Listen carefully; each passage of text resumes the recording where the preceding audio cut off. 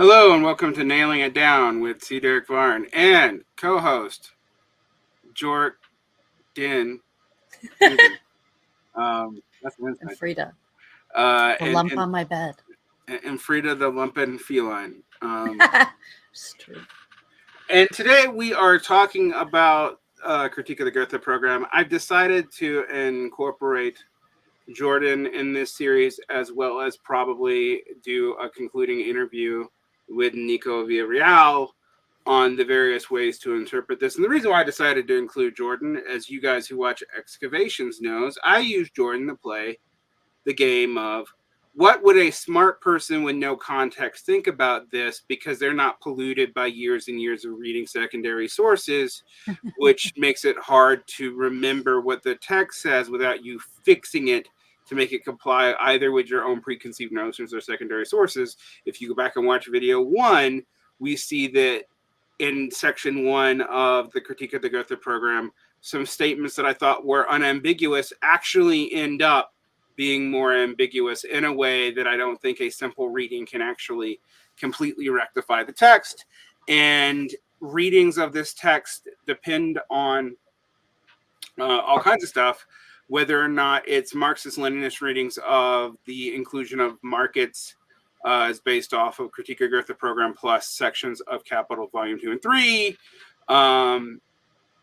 or if it's people who think that value as worked out in the mature form of the final version of Capital Volume 1 that's released in the late 1860s, 1870s, right before this was released, like Peter Hudis and Kevin Anderson over there, the Marxist Humanist the International Marxist Humanists. I can't remember. There's two different Marxist Humanist groups. The one that Kevin Anderson and Peter Hudis are in, who think that this is a reflection of the mature work post the completion of Capital and its translation into French, which is what Peter Hudis argues. Now, we'll come back to this. There's all kinds of problems in this. And we're not going to get to some of the most contentious parts today, either on markets or on what we started on wealth, because I realized, even though I started in the beginning of section 1 to settle a dispute on Twitter, it's one of the only times a Twitter fight's ever been productive. I realized that I really still needed to give more of the context of the original text. And to do that, we needed to go through the letters that were published with this originally. So when this was published in an abridged form, and I would love to get the abridged form, because the translation we currently have in English is not the abridged version. It's the full letter that was sent to 8 people.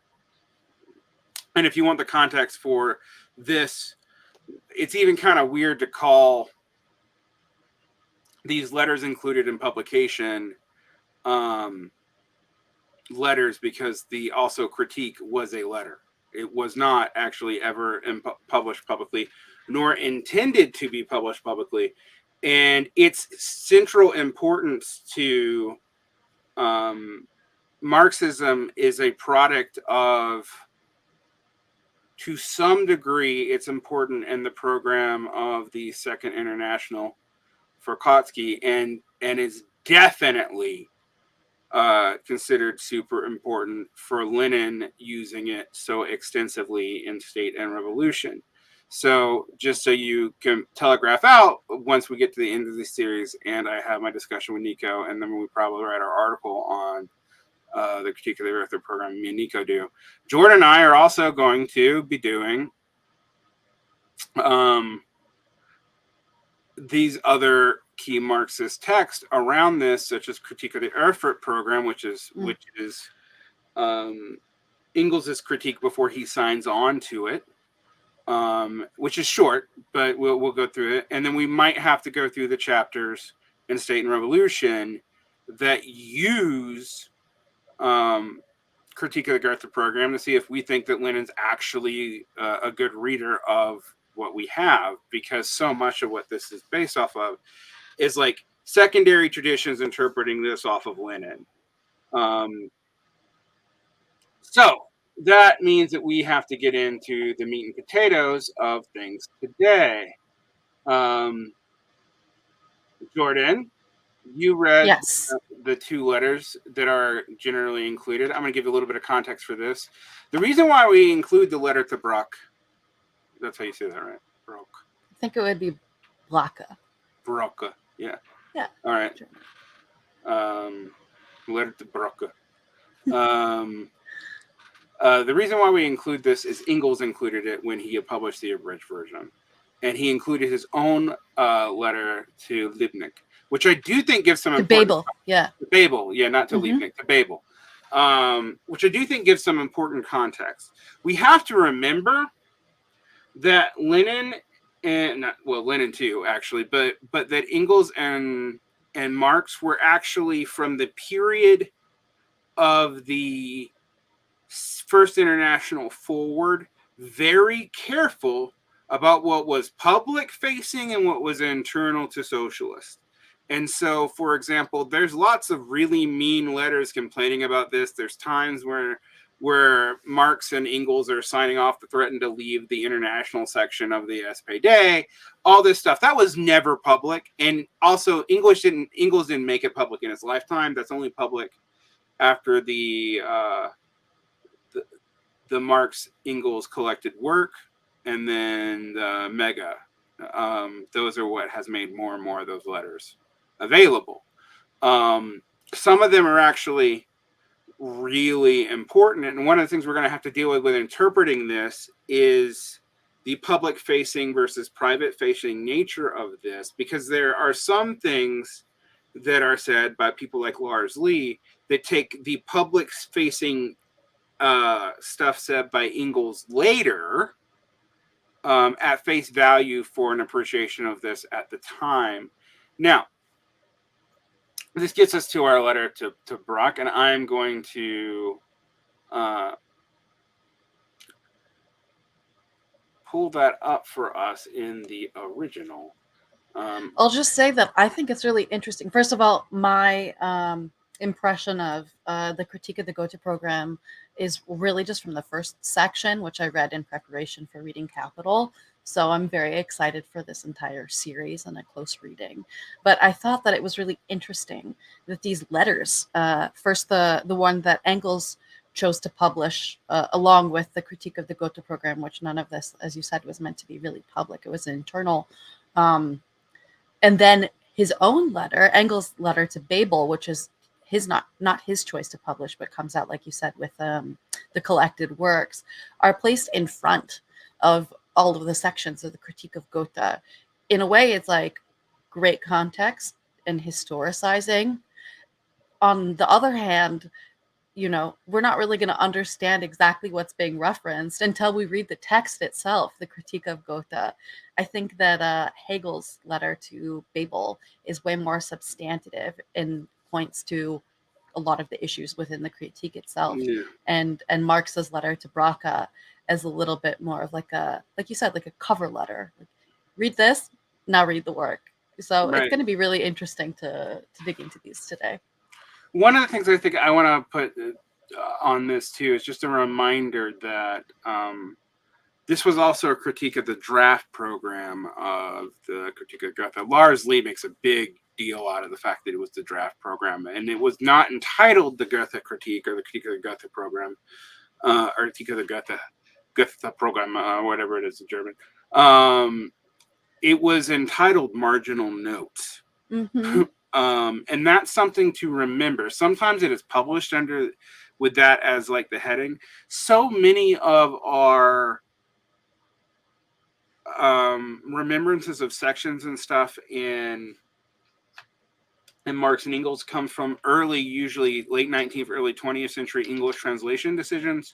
Our German edition, sometimes it does come from the German, but not the original, that title it or give it a subtitle. And one of the most famous of these is in Anti-Dering. There's this section called Historical Materialism, which is not the title in the original text. It was added by an editor. But that's where people go and this is where historical materialism is spelled out. And I'm like, he never actually spells it out. It's not spelled out later till Dietzen does it. So I think this is important here I don't say this to poo-poo it. The other thing I think, though, is a lot of times when we talk about like a Marxist text that's super important later, like in the 70s or whatever, it's because like, oh, it was published in the 50s and 60s and it catches on right later. You think about Dressa or the economic manuscripts of 1861, 1864, or any of those. This is not that either. This is important very early on, even though it was not meant for the public. And that's something that makes it kind of unique. Because there's all kinds of stuff. I've been learning more and more about Marx's publication history later and debates about that. So, for example, I didn't realize that the German ideology probably wasn't written as a book, and there's a big debate how much of it's Engels and how much of it's Marx and all this stuff until very recently. And I thought I was pretty up on Marxology, but there's a whole lot there. This is clearly Marx. From what we understand, this was unedited, and it's, however, super important by the time you get to the Second International and the beginnings of the Third International and the Comintern. Like, so unlike these other texts that become important later, or the early humanist texts that are discovered later, or whatever, this text is important very early on, even though it was not a public-facing text. I think it's interesting because if I was going to tell you, like, what pieces of most Marxists read, if you're reading your basic, your basic Marxist, your basic Bay Marxist, what have they generally read? The Manifesto, the Brumaire, Capital Volume 1, maybe. Mm-hmm. But they don't give it 2 and 3. And they skip through all the parts about Lenin. Yeah. And all the footnotes about Hegel. I mean, and also all the footnotes about soil erosion and all footnotes about what aren't there footnotes on in Capital Volume 1. Anyway, and all the untranslated Greek and Latin. Right. All that stuff. When people when Marx says, I wrote this book for the common man, and he said that in his lifetime, I'm just like, yeah, dude, you're really removed. Like, the common worker does not speak in Germany or England, does not speak Greek in Latin, dude. Right. Anyway, but this text is important, and we have Lenin and Engels to thank for that more than Marx. And so what I was going to say is this is one of the texts that most basic, like if you're given, like, no matter what kind of Marxist you are, you probably read this, although you've read it through the lens of secondary or sectarian sources, and we'll get to that later. This is the text, right? But so much of this text has context that I feel like most people don't even know anymore. Like, it is this distinction between the Lassalleans. There's stuff in this text that I think people will find surprising, and that isn't, like, that you need to read a couple times to get what exactly Marx is actually hitting on. The other reason I think it's important, why we're going at this a little bit, and then I'll turn it back over to Jordin, is outside of the Civil War in France, and the Manifesto, which has itself a draft program in it, which was of a completely different time and kind of ignored. It's always important to remember that the Manifesto's draft program seems really moderate, and that's because it's from a very early time period in Marxist political advocacy, and it's not written by him. He's actually, in the Manifesto, the demands are actually written by the Communist League itself. It's his interpretation of that, and it's not even the version that they end up actually adopting. They modify them. Right. When they have the Congress, so it's I think people forget that, or maybe don't know that it was an assignment as well. It's not just something that emerged out of his mind from nowhere. Yeah, and it was from a political formation that didn't last very long, like at all. So this is interesting because we also need to get into the sectarian milieu of Germany, which we also have to remember Marx isn't in this time period. But by 1851, he's out of Germany, he's out of Prussia. So I need to go through before we get to the letters of Braca, before we even start on that, and then I'm going to let Jordin talk a lot more.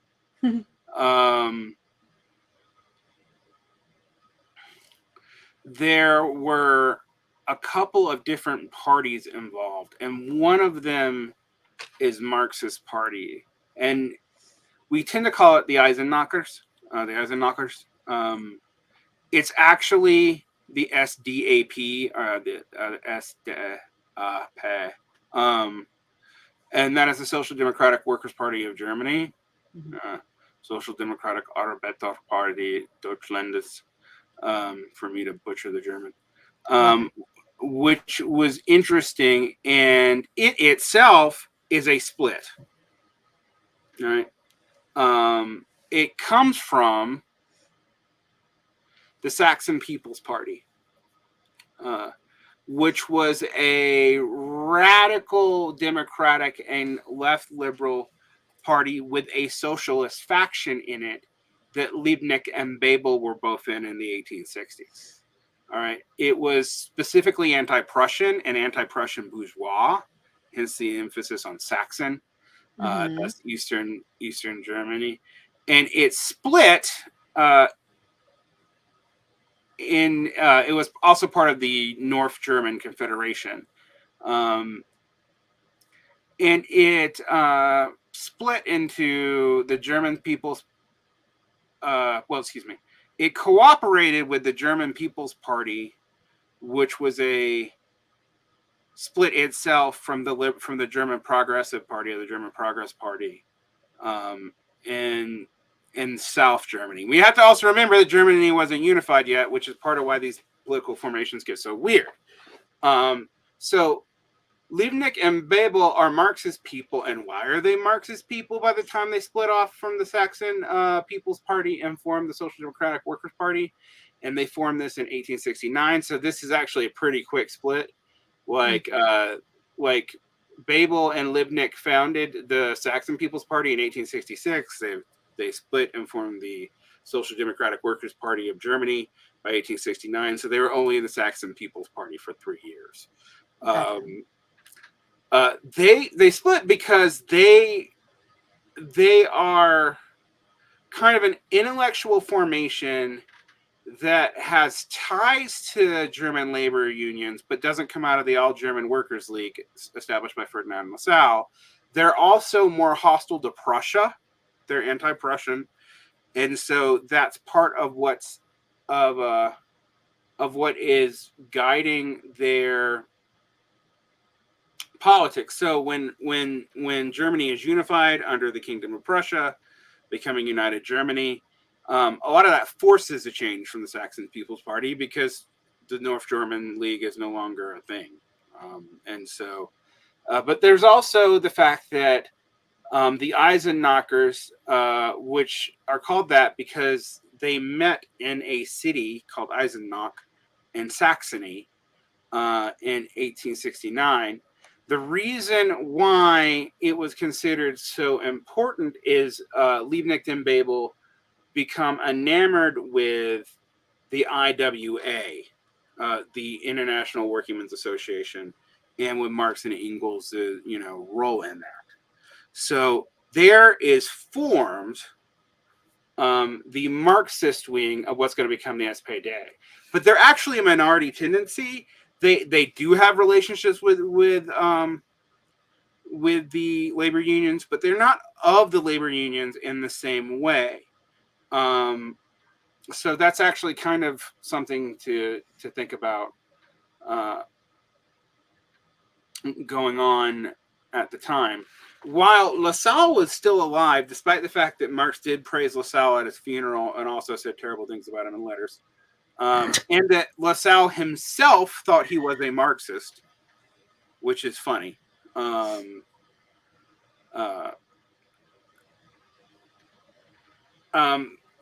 the SDAP was considered the Marxist party, if there was one, or like the group around Marx, and that was because Marx did not encourage his people to join the General German Workers Association or the All German Workers League or the All German Workers Party. You can call it it's a bunch of things. Yeah. LaSalle's organization and actually barred them from doing so. And excuse me, he didn't bar them from joining the International. He just didn't encourage it at all. But he barred his people in Germany from joining LaSalle's party. So the people who had an explicit relationship to the First International were not in the All German Workers' Party. So there is a proposal at the Congress of Gotha pretty early on to condense the All German Workers Association, which I'm just going to call the ADAV. Sometimes when I also refer to the Proto SPD, this is usually what I'm referring to, which was LaSalle's organization. It's the oldest of the labor parties. In fact, it's the oldest labor party in Europe, period. All right. It is formed in 1863 in Leipzig, also in Saxony, but it is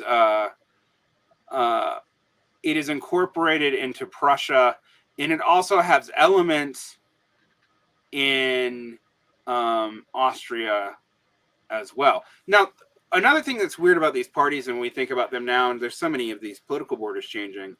There's a lot of, like, if you go back and read the Marx Engels letters, there's lots of weird stuff about them telling people in certain parts of the party to say certain things in certain countries because the laws are different. And then you're like, wait, this party's in multiple countries? Yes, it was.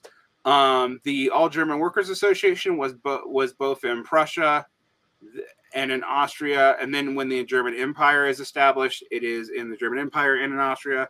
And the Eisenknockers are in the German Empire as well, Austria as well, and Switzerland. And actually, they do a lot of their most radical publications in Switzerland because the censorship laws are relaxed. Right. So, they have more freedom there in terms of press and publishing. Right. So this is all the context. Some things about LaSalle. LaSalle, like I said, considered himself a Marxist, but he was also influenced by the German historical school. He coined the term the night watchman state and the iron law of wages, which Marx explicitly rejected. Mm-hmm. LaSalle was a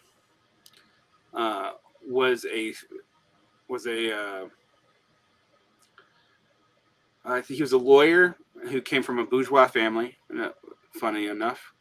And like Marx, he actually started off as, a person who studied Hegel. And in fact, like Marx, his early work and dissertation, which he finished, unlike Marx, was on Heraclitus as read through Hegel. Interesting. Not Epicurus. Not Epicurus, but this is, but it's funny to me when there's like this strum of Marxist Leninism right now that's like, we should have always sided with Heraclitus and not with Parmenides, and I'm like, well, that's LaSalle, but whatever. And LaSalle married up just like Marx. Just so Marx married a minor noble, so did LaSalle. Funnily enough. LaSalle becomes important in the German revolutions of 1848. He is arrested, similar to Marx and Engels, and he moves to the Rhineland. He continues to work on his philosophy, and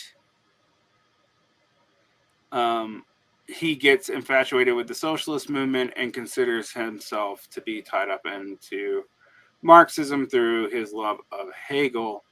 But what is interesting about him is that we know now in hindsight that Marx was right about some of his inclinations, because to fight the bourgeoisie, LaSalle had secretly been going behind the back of his party and sending letters to Bismarck to try to form a coalition with the nascent aristocracy and the workers against the bourgeoisie.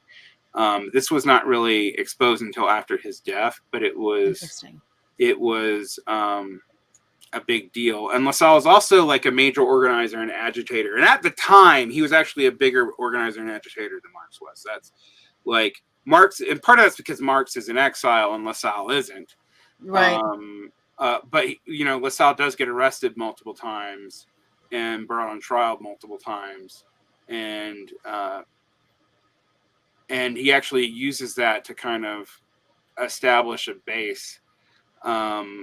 And he builds a coalition of labor unions out of the German Progress Party, which I mentioned way back in the time, calling for a split, a so-called dirty break from the Progressive Party in Germany. Just so you know, when I call people Lassallians today, there's a lot of reasons. And he pushes for like universal suffrage, but in 1864 he gets hit by the anti-socialist laws, and he continues to appeal to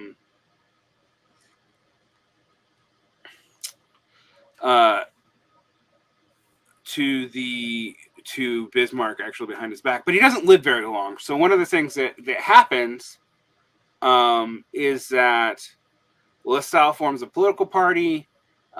He decides to get married again, I think, and he gets in a bunch of duels around this, and he gets himself shot in the abdomen. Not awesome. And he dies in August of 1864. And at the time, LaSalle's party hits the sectarian limit, that I like to call it, of about 5,000 members. Apparently, this is a limit that goes back a long time. That's interesting. Yeah. I would really love a mathematician to like go through all this stuff and tell me why that seems to be the number. But his party had, I think, exactly 5,610 members when he died. 10 years later, the AV becomes one of the largest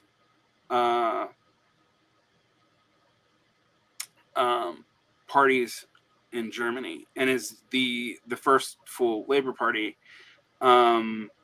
And the Social Democratic Party is formed in 1875 with the revision of the Gotha program that we're going to talk about. However, LaSalle and Marx have a contentious relationship. LaSalle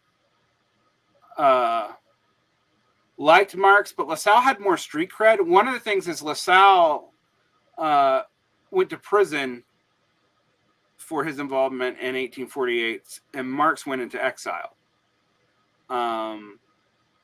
And they exchanged letters all the time. And one of the things that's really sad about this is not only did LaSalle consider Marx a sincere and good friend, LaSalle also thought they were on the same page his entire life, even though there are some really nasty letters between Marx to Engels on LaSalle, where Marx calls LaSalle the Jewish N-word, and some other choice things. But when LaSalle dies, Marx is noted and seen as having cried at his funeral and like seems to have been sincerely sad. But he didn't trust LaSalle, and he didn't trust LaSalle's people even after LaSalle died. And this is the background. I'm going to read one quote by Edward Bernstein, the great revisionist, but guy who actually knew Engels, so he's somewhat trustworthy from Engels's reputation. and then we'll go back into the letters. Those of you who are listening, I'm sorry for this info dump, but there's a lot to cover here. Why even talk about LaSalle if we don't know anything about LaSalle? So right. I approve. Marx this is Edward Bernstein talking about Marx's relationship to LaSalle. Marx refrains from all oratorical flourish. He goes straight to the point in simple and terse language. Asterisk. Sometimes he does, Bernstein. Sometimes he does. He does not always, as we're going to see today. Sentence by sentence, he develops incisively with ruthless logic his own standpoint, and without any peroration, ends with a summary of the political situation. Anyone who would think that Marx's own personality was in no wise concerned, and that his only business was to deliver political lecture to the jury. LaSalle's peroration, on the other hand, lasts almost from the beginning to the end. He exhausts himself in images, often very beautiful, and superlatives. It is all sentiment, and whether he refers to the cause he represents or to himself, he never speaks to the jury, but to the gallery, to the imaginary mass meeting. And after declaring vengeance that should be tremendous and an insult to the people, he ended with a recitation from Schiller's Tell. So what is interesting there is that in the popular imagination of the Second International, LaSalle is the heart of the movement, but his ideas are bad. And Marx is the brain of the movement. And his ideas are good, but he's an asshole. So much of that, for me, I think it really comes down to the difference between French and German. I mean, I've seen something very similar between Marx and Proudhon in reading The Philosophy of Misery and then The Poverty of Philosophy. It's like Proudhon is really taken with a very floral sort of language and all of these interesting flourishes. And like German is terse by nature. So I wonder how much of that is actually just like a linguistic difference, although and stylistic in that sense. To be fair, Marx is German, even though it can sometimes be somewhat terse and yet also florid, which is weird. It is very different. I like people who hear me butcher German all the time, but I do read it. And like reading Marx versus reading Hegel or Schiller or Fichte or Kant or any of that, it's a very different experience. And for sure. And when Marx does have metaphors, they're usually crazy. 100%. He can be obtuse as well. I think it's a bit of it's too generous to say that he's just to the point. Right. And I also think like some of his public speeches really are to the point, but they're also not this contained logical stuff. Like if you read the stuff around the Brumaire and his speeches around the French Revolution, they're not like reading Capital or reading these private letters at all. They're very cleaned up. They're very articulate. They are kind of to the point, but they're not. It's not like he didn't know how to speak to an average audience. I think we forget that outside of Capital Volume 1 in the manifesto, most of the stuff isn't to a public audience. Like that's something that I think we really do forget. I mean, a whole lot of the stuff we have by him, wasn't even readily available till like the 1920s, even in the good case, and some of it not until the 60s and 70s, right? Particularly in English, and also it wasn't finished, and it wasn't like art wasn't for public consumption. There's one more quote I want to read that may make it interesting. This is by George Morris Cohen Brandes, who was a Scandinavian scholar, but who was very interested in the socialist movement. So I'll read what he has to say about this. Marx was international, LaSalle was national.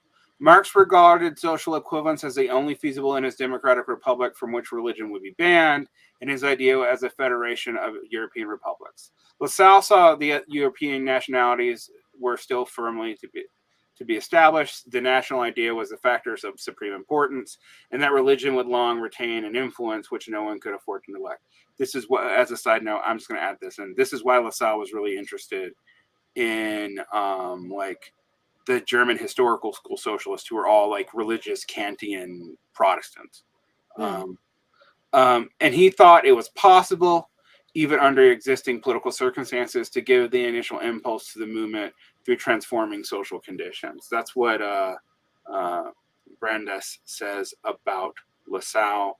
But we also have to remember that, keep in mind that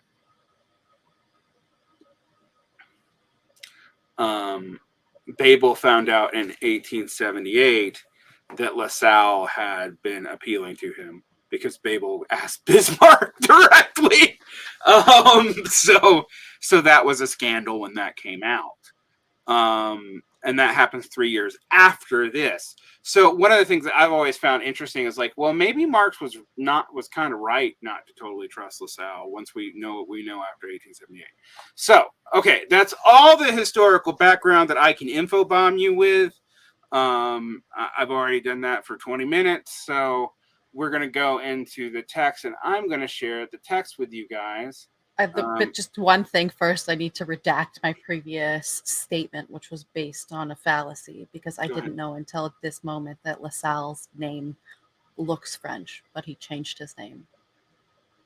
Yeah, it was like spelled differently, and just to hide his Jewiness. Yeah, which I say lovingly from my own Jewiness, of course. But yeah, no, nothing to do with being French beyond reading French and living in Paris and whatever. So never mind that. But the only other thing that I would say to add on to all of this is like, why did Engels feel, encouraged to publish this when he did? It's something that he notes in the foreword, which is that basically all of these critiques, as biting as they may be, were completely inconsequential by the time that it was becoming, public. So. Yeah, so I'm going to read the foreword. I don't think there's that much to pull. No, it's super short. And this is also not one I think we have to read super carefully. We're going to have to start reading carefully once we get into the actual text. But, yeah. The foreword by Engels says, quote, "The manuscript presented here, the covering letter to Braca, as well as the critique of the draft program, was sent in 1876, shortly before the Gotha Unity Congress, to Braca for communication to Glebe, Ara, Bebel, and Liebknecht, its subsequent return to Marx. I've been told that this had 8 readers, but we only seem to know who 5 of them were. Right. So, I guess, yeah, exactly. Like, maybe 6, I guess, if you count Engels, but still. Mm-hmm. Right. So, maybe I'm going to see where I got the 8 readers thing from. That's what I'm looking here in the Peter Hudis translation. Mm-hmm. I don't see it. All right. I guess I could look at the Lars Lee article later. For those of you who don't know, I'll put the Lars Lee article in the show notes because he goes into a lot of this historical context. So one of the interesting things is I know who Bebel is. I know who Liebknecht is. I only know who Braca is because of this text. Mm-hmm. But Gelb and R, I'm like, who the hell are they? Like, all right. So every now and then I love there's somebody Marx knew that he wrote letters to that I don't have any idea. And what makes me interested about this is, are there corresponding returning letters that no one has? Right. Actually, it's really funny because in reading these 2 letters, I end up looking up every single name that's mentioned. And the only ones that I didn't do it for were Gabe and Hour. So yeah, because you just don't think they matter. Bebel and Liebknecht are super important, but yeah. Yeah. All right, so there's the Hale Party Congress, and I'm just going to actually remind myself of what that is. Okay, so the Hale Party Congress was a meeting held in Hale, Germany, in October 12th to 18th in 1890. The Congress adopted the new Erfurt program and published it 3 months before the next party Congress in Erfurt to discuss it amongst the Lordy Pargos organization. Okay, so just to remind you, so again, this is at a party conference leading up to the party Congress at Erfurt, which is where you're going to start getting the SPD programs that are really important later. The Erfurt program that leads to the class struggle by Kautsky, and then I guess it's the second Erfurt program, or the later program, which leads to the class struggle document. Anyway, since the Hale Party Congress put discussion of the Gotha program on the agenda of the party, I think I would be guilty of suppression if I any longer withheld from publicity this important, perhaps the most important document relevant to this discussion. But the manuscript has yet another and more far-reaching significance. Here, for the first time, Marx's attitude to the line adopted by Lassalle and his agitation from the very beginning is clearly and firmly set forth, both in regards to Lassalle's economic principles and his tactics. The ruthless severity with which the draft program is dissected here, the mercilessness with which the results obtained are enunciated, and the shortcomings of the draft laid bare, all today, after 15 years, can no longer give offense. So Engels is saying, basically, Marx was too mean for us to make this public. It would be too damaging to the workers' movement. Right? That's what he's saying here. But he's also saying that since we're talking about it now, because leading up to a new Congress, you guys should know what was said 15 years ago. Most of the important people involved in this are dead, so we don't have to worry about it. And Marx is dead by this point too. So, right. Specific Lassallians now exist only abroad as isolated ruins, and in the Hale, the Gotha program was given up, even by its creators, as altogether inadequate. Although it's important to add, because Peter Hudis missed this and largely points it out, the Gotha program that's being critiqued here is not the Gotha program that Marx is critiquing, interestingly, because a lot of the language that Marx is critiquing is actually removed from the Gotha program. Because if it wasn't removed, the SD, the SD, let's see, the SDWPD, all right, would have not happened. So there is that to think about. All right. Anyway, nevertheless, I have omitted a few sharp personal expressions and judgments that were immaterial and replaced them by dots. By the way, when we read this, we have that. We don't have the dotted ones. The dots. Like, we got the explicit version, baby. Marx himself would have done so if I had published a manuscript today. Sure, he would. Marx totally was known for censoring himself. God, I love how diplomatic Engels is when he talks about Marx. Marx would have been nicer if he knew better. Of course. No, and that I think that's something that I would add to the previous sentiment of, like, you know, what's published versus what's internally spoken. I think the deepest level is what Marx spoke to Engels and not just to the rest of the crew. Right, you know? Yeah. Yeah, I would love to have heard the conversations before this letter was written. Like if Engels had transcripts of any or additional letters. Sure, Engels is like, whoa, Marx, watch your tongue, man. Now.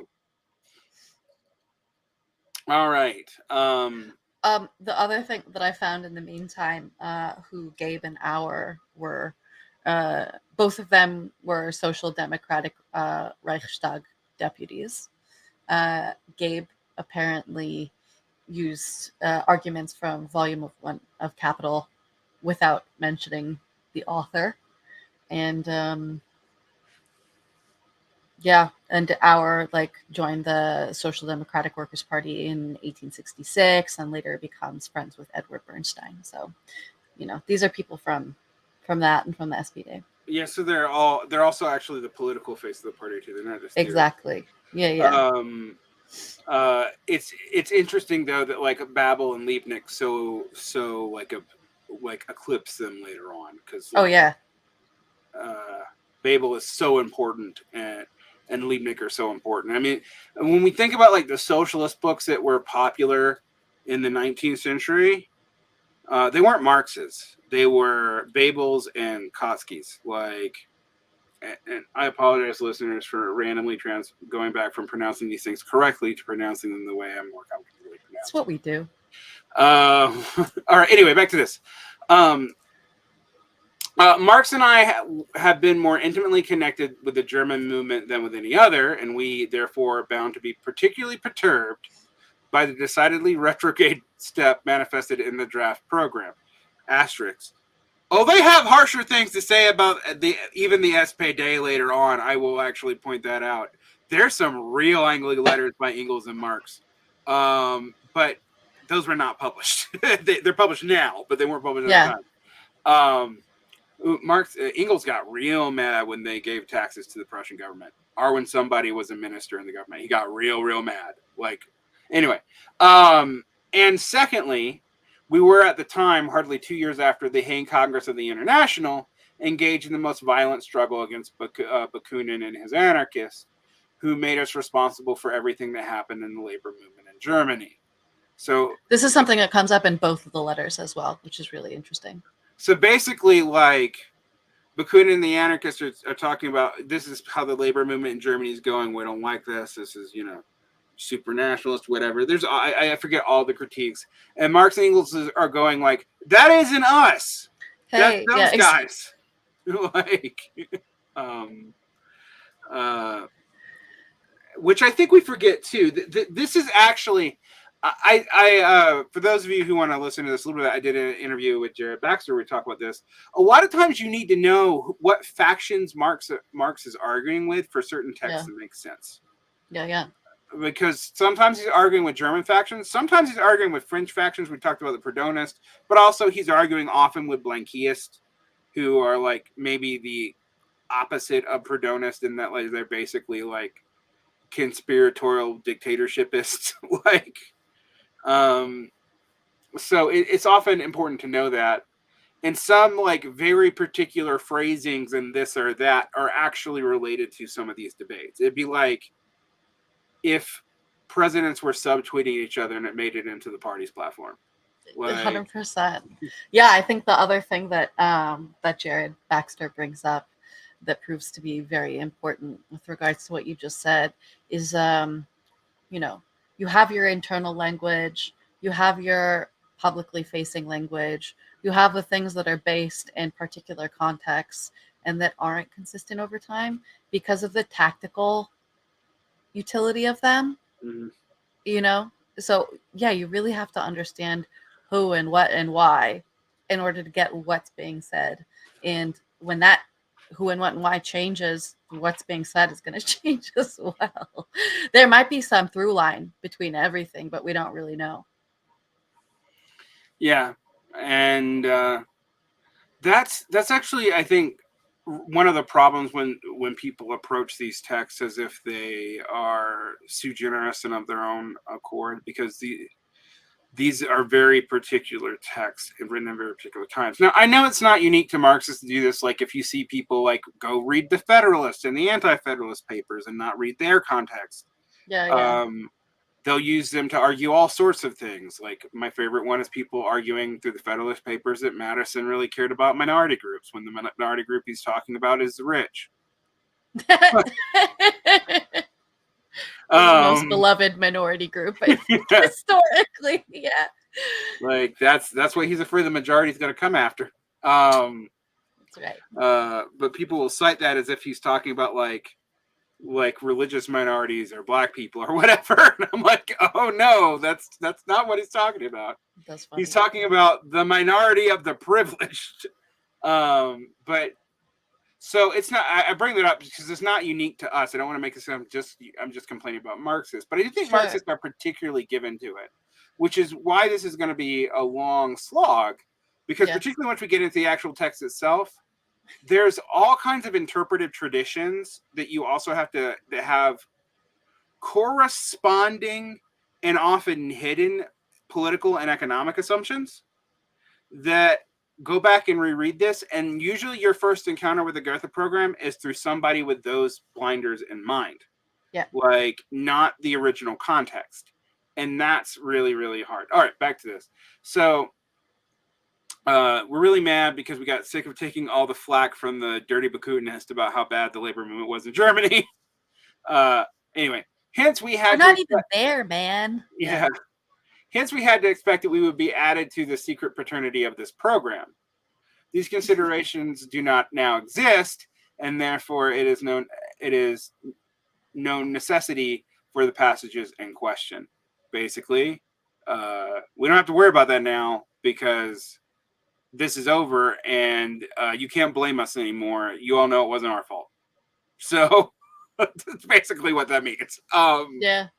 For reasons arising from the press law, also, a few sentences have been indicated only by dots. Where I have chose a milder expression, which would have been closed in square brackets. Apparently, some of this is inflammatory enough in German. Yeah. that he also like, well, I'm going to include this, but I'm going to like put a nicer word here so that the censors don't get mad. Otherwise, the text has been reproduced word for word. Okay, so we got that. Not much there. We know the context there. Now let's go into the first letter, which is Marx to Braca. This is written from London in May 5th, 1885. Dear Braca, when you have read the following critical marginal notes on the Unity program, would you be so good as to send them to Gleb, Bebel, and Liebknecht for examination? I am exceedingly busy and have to overstep by far the limit of work allowed me by the doctors. I love how Marx's ill health is always being brought up. It's always his excuse. Well, he really did have bad. He really did have ill health, and it's kind of crazy the amount of unpublished writing he did to like be a guy who was both kind of an invalid who often couldn't work even if he wanted to. Right. And a guy involved in politics. It's real funny. It's one of the things when people like accuse Marx of being super ableist, and I'm like, I don't know that he was because he couldn't work all the time either. So anyway. No, but here he's making himself like a little bit of a martyr because he's like, I'm really pushing the limits. Like I'm going way further than my doctors will allow me. Oh no, the more I read Marx's letters, I'm not gonna lie. I don't know that I would have liked him. Like, no, he's like super self-aggrandizing. You gotta hand it to him to a degree. You're like, man, yeah, exactly. You're a bit full of yourself. Also, random note in light of our love of pronunciation, but it's definitely Liebknecht. Liebknecht. With a K. Liebknecht. Like, yeah. Liebknecht. Liebknecht. Connect. So that wouldn't that they always do the case. Actually? Lieb. No, I can't believe you forget. I-E is E. E-I is I. Yes, you're right. Sorry. No, I'm trying. Connect is night. What is leap? Leap is heart. Yeah, so right? Heart night. Yeah. Okay. I'm about to say.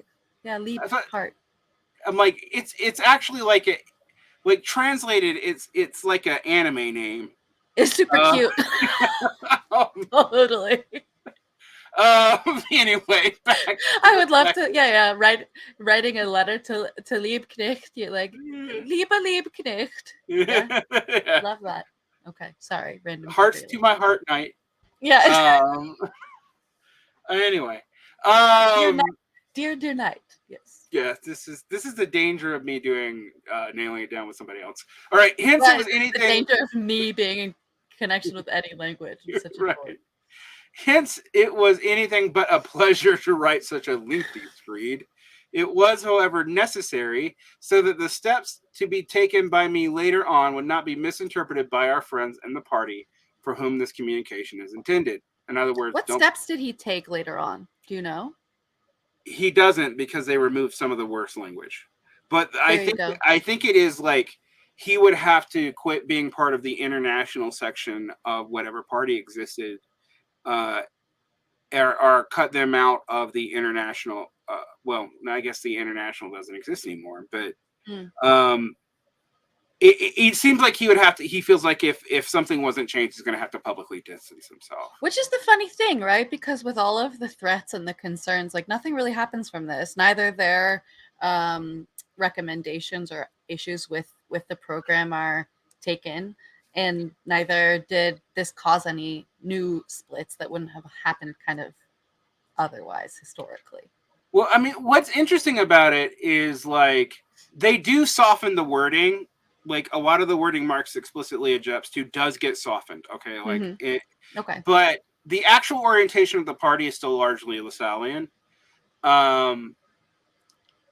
It's interesting because I guess the deputies, Bebel and Liebknecht, etc., really doubled down on fighting this internally and making an internal issue, and not like causing Marx to split, because they're like, well, look, we can make these concessions and we have to operate democratically. We're a party, and even Marx has to respect that.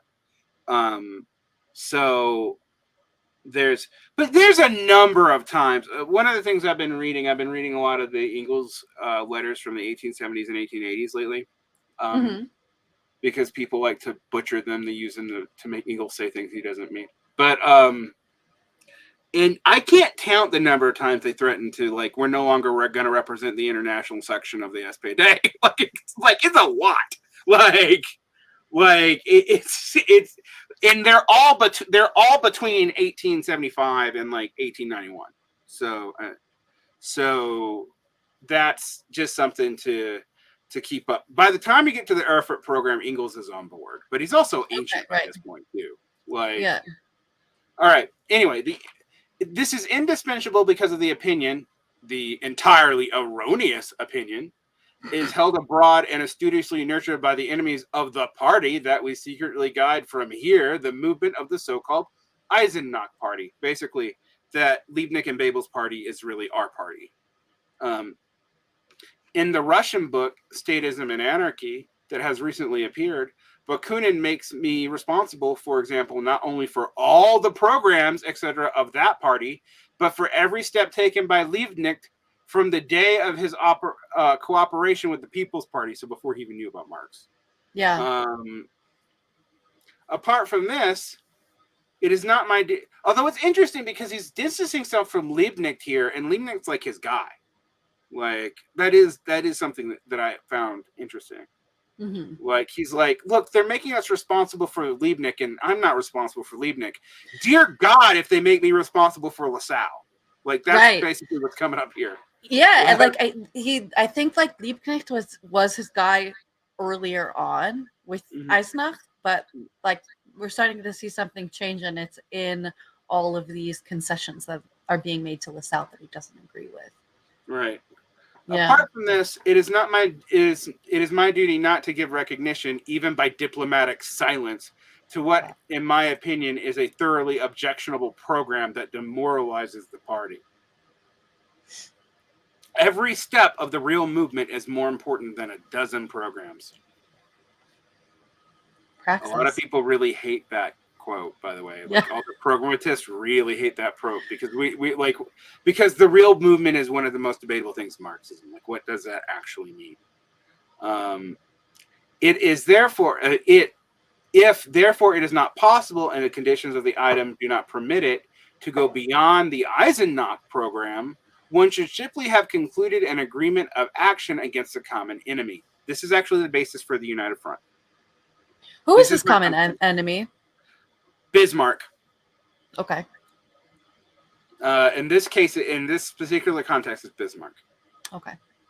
But by drawing up a program of principles instead of postponing it until it has been prepared for a considerable period of common activity, one sets up before the whole world landmarks by which it measures the level of party movement. I think this is actually really interesting because a lot of programmatists, of which I'm actually very sympathetic, want programs early.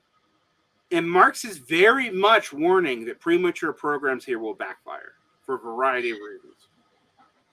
Well, you're going to be, like he says, these are going to be the measuring sticks for your success. Whereas, like, it's much easier to justify what you've actually accomplished once you've done so and seen the consequences of it. Right. I think this letter is part of why my neo-Kautskyist socialist Republican friends are slightly uncomfortable with this text, and also uncomfortable with state and revolution. It's not that they reject it, and it's not that they don't take some of this to matter. I don't want to accuse them of that, but this is where a lot of the language that gets thrown against them comes from. Like, oh, well, you're a programmist. What does Marx say about that? What does he say? Oh, the real movement's more important. Now, even I go, well, yeah, but what is the real movement? What else have we learned here? Like, oh, if one cannot beat the common enemy, one should have just agreed to fight with them, but not formed a unity Congress. You shouldn't become one party, no left unity. You could just agree to stand in joint opposition, and that's fine. But you're not wearing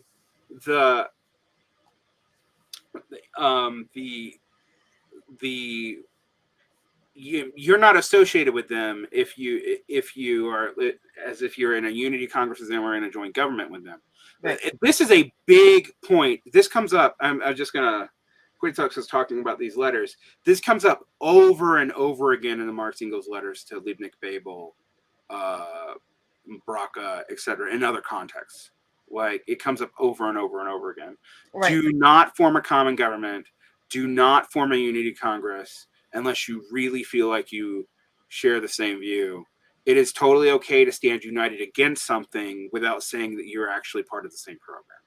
And I mean, this is going to keep coming up here too, because in doing that, what cost are you going to pay, right? And what concessions are you going to have to make against, the concessions that the other side will make? And now you're going to be judged under their banner instead of under your own, not just under a joint program, right? But the principles of the other side, which you maybe don't even agree with all of the way. Exactly why you should do what you just said instead. I think when you see what happens in 2 generations later, when Hilferding joins a government in the Weimar Republic, what the problems with this really are, because it becomes pretty clear. And what is interesting about that, though, is this line is one of in all these letters is where the United Front strategy comes from, as opposed to the Popular Front strategy, where you hide that you're not really in cahoots with people. And there's other developments that I'd have to go into, but this is a principle of the Second International. It's not a principle of the First International, because Marx hadn't worked it out yet. But this is where this really starts. It's perfectly fine to be in joint opposition. Me and Bakunin can hate the fucking British Empire, but we're not going to be in the same party ever again. And so that's where we're at. Okay. And I think the Lassallean leaders. Yeah, the Lassallean leaders came because the circumstances forced them to. If they'd been told in advance that there would be haggling about principles, they would have had to be content with the program of action or plan of organization for common action. Instead of this, one permits them to arrive armed with mandates, recognizes these mandates on one's part as binding, and then surrenders unconditionally to those who are themselves in need of help. He's basically saying, look, you just let the idiots be in charge. They're in need of help theoretically, and that's the thing that they're claiming to bring. Right. That makes no sense. To crown the whole business, they are holding a Congress before the Congress of Compromise, while one's own party is holding a Congress post festum, meaning they are preparing to go in with an understanding before they go in. Yeah. And you are not. You're going to wait to have your Congress until after this happens. Is the Congress of Compromise a metaphorical thing? No, it's literally the Gotha Unity Congress. Oh, that's the name of it. I understand. Yeah. Okay, so I like the word. I like the Latin for post festum because it sounds like after the party, but it is. It's after the fact, but in a sense, too late. Yeah, it's too late. It's after the fact. Yeah. Although it does seem like it's after the festival. It does. Yeah. one had obviously had a desire to stifle all criticism and give one's own party no opportunity for reflection, meaning you're not letting your own party members have any say in this. One knows that by the mere fact of unification is saying to the workers, but it is a mistake, is satisfying to the workers, but it is a mistake to believe that this momentary success is not thought to be dearly. Basically, like, yeah, the workers and unions are going to be happy with this, and I get why you're doing it, but maybe you shouldn't do it because you're not thinking about what you're giving up. For the I really like this use of one here as well, because like clearly, you know, we're doing like the cutesy third person thing in reference to ourselves, but this is also regarding Braca. It's also regarding, you know, everyone else who's in the sort of inner sanctum here. That's one's own party in this sense. Right. Although to remind you that in German, you and one are the same word. Ein, like, well, I don't think do is not ein, but no, but that's informal. Yeah, I wouldn't imagine that Marx is writing informally. No, as bitchy as he's gonna get, that I think this is probably written in obnoxiously formal German, and I could probably do it if I wanted to. Which means that in English it comes off as like a cool like you know, you use one to be like as both specific and gender neutral and generalizable, but also because it's generalizable, when one says one does something, it's like a rule. Right.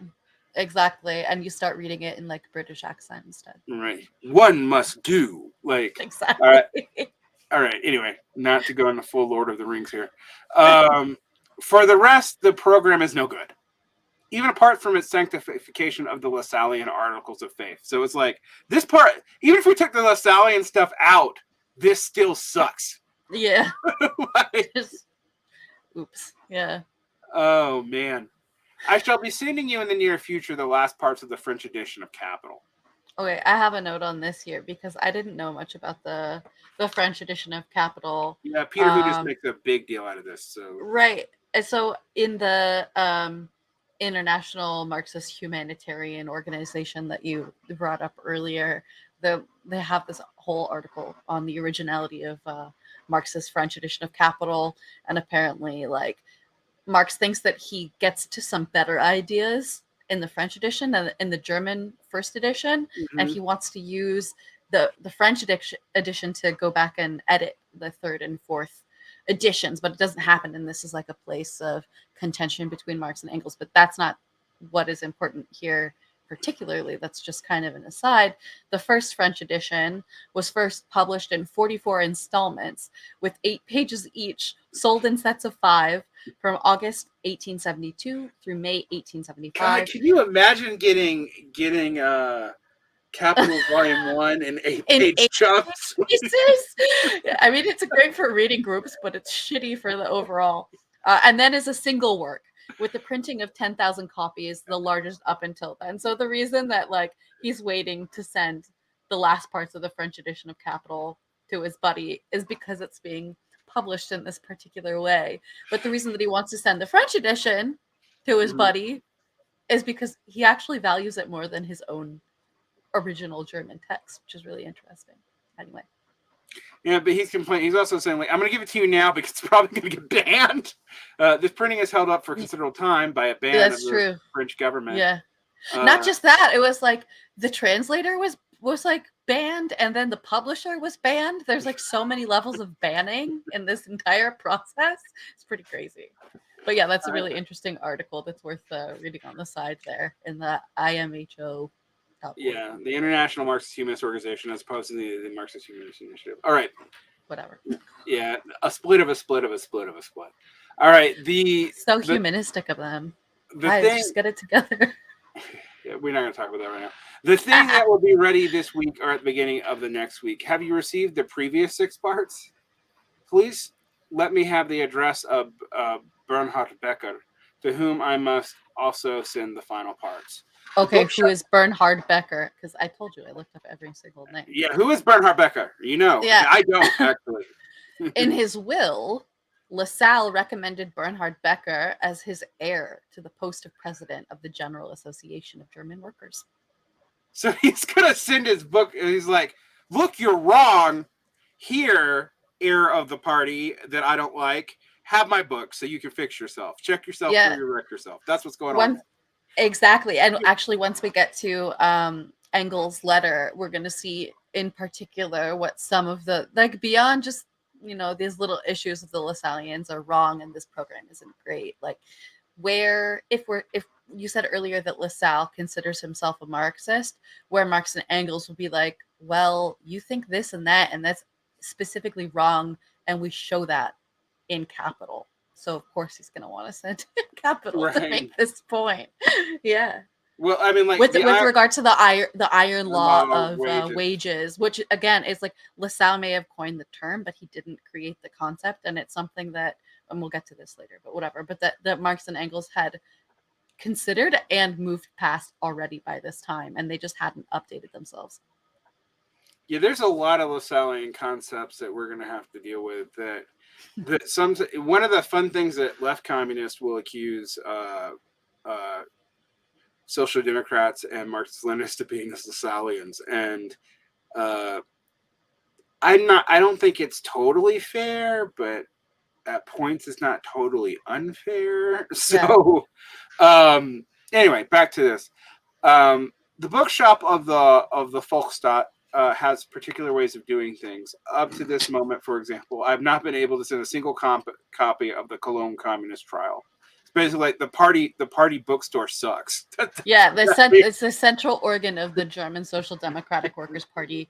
It was published in Leipzig from October 1869 to September 1876 under the editorship of Wilhelm Liebknecht, our buddy.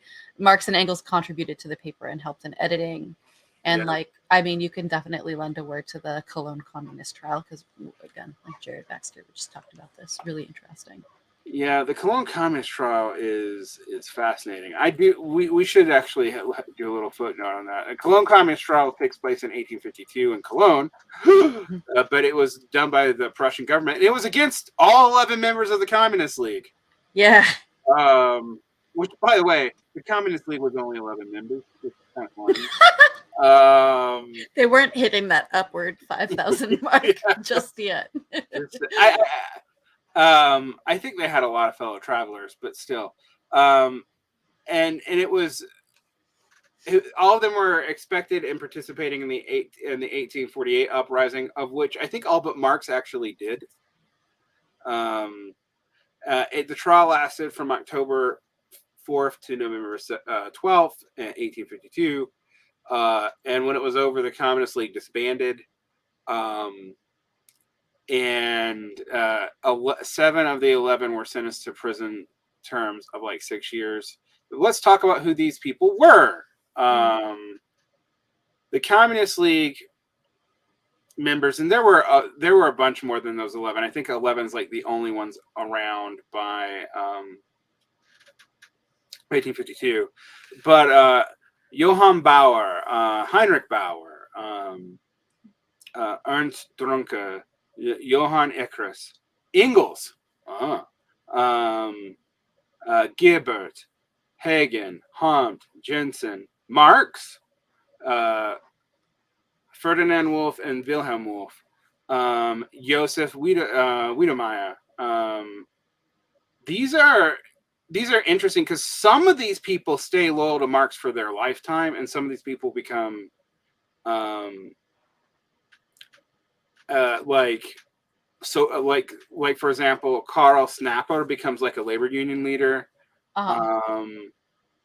Alexander Schimmelfinnig, oh, that one's fun. He actually becomes a general for the Union in the American Civil War. Actually, several of these guys go to the United States and fight for the Republicans in the U.S. Civil War.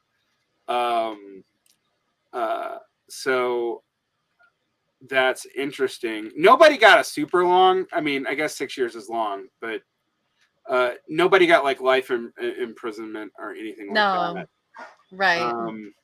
Also, it was like great fodder for writing pamphlets and articles and everything like that. Like the quote that you were talking about earlier, where Marx speaks to the jury or to the people in I don't even remember exactly what the point was, but like I feel like Marx used this particular trial to make a public sort of appeal for their program, which is really interesting. And again, if the Volksstaat are taking their dear sweet time with publishing this thing, we know that Engels wrote an article called the Late Trial at Cologne, and Marx wrote a pamphlet, Revelations, about the Cologne Communist trial. So like it was useful in a sense. Yeah, I mean, the Revelations It's very different from our kinds of trials today. Well, it's interesting to me that like it's actually something that Marx and Engels published in their time, and like nobody read it. Nobody still reads it. I want to point that out. Like I've actually like parts of it I think become like the reflections of the manifesto are tied up into this, but like this is not a commonly referenced Marxist text. And yet it's something that he actually did publish in his lifetime. But it's interesting that he's complaining that it's hard for him to get it to the library, because he wrote this in 1853. It was published in 13 installment, and it was actually what's funny is it was published in the U.S. Yeah.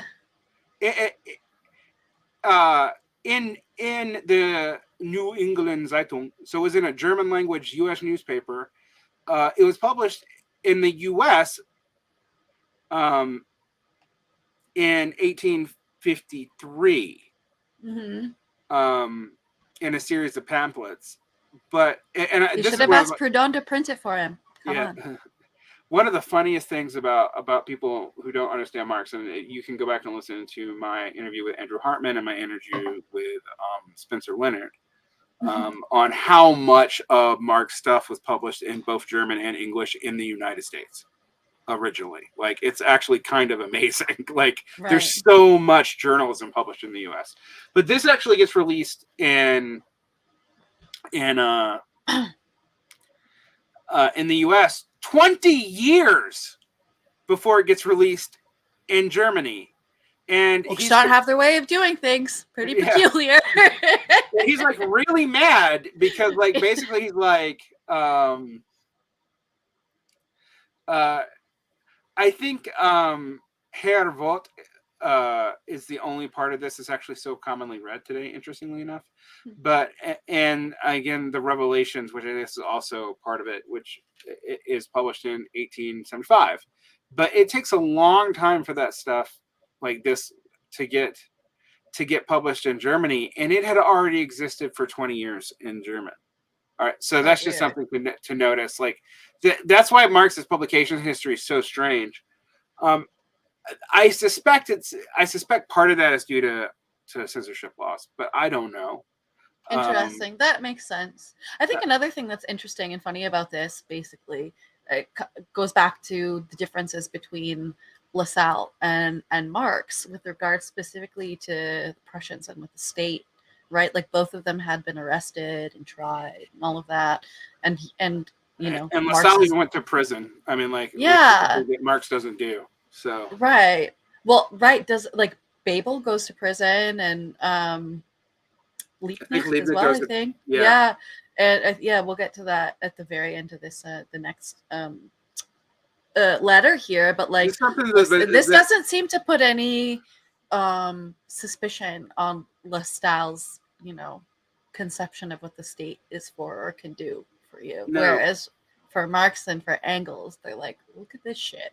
Yeah, the state stuff is interesting. It's actually, what's funny about that is it's not something we're going to get into that I've gotten into debates about this, but it's super important, and this is where it's the clearest.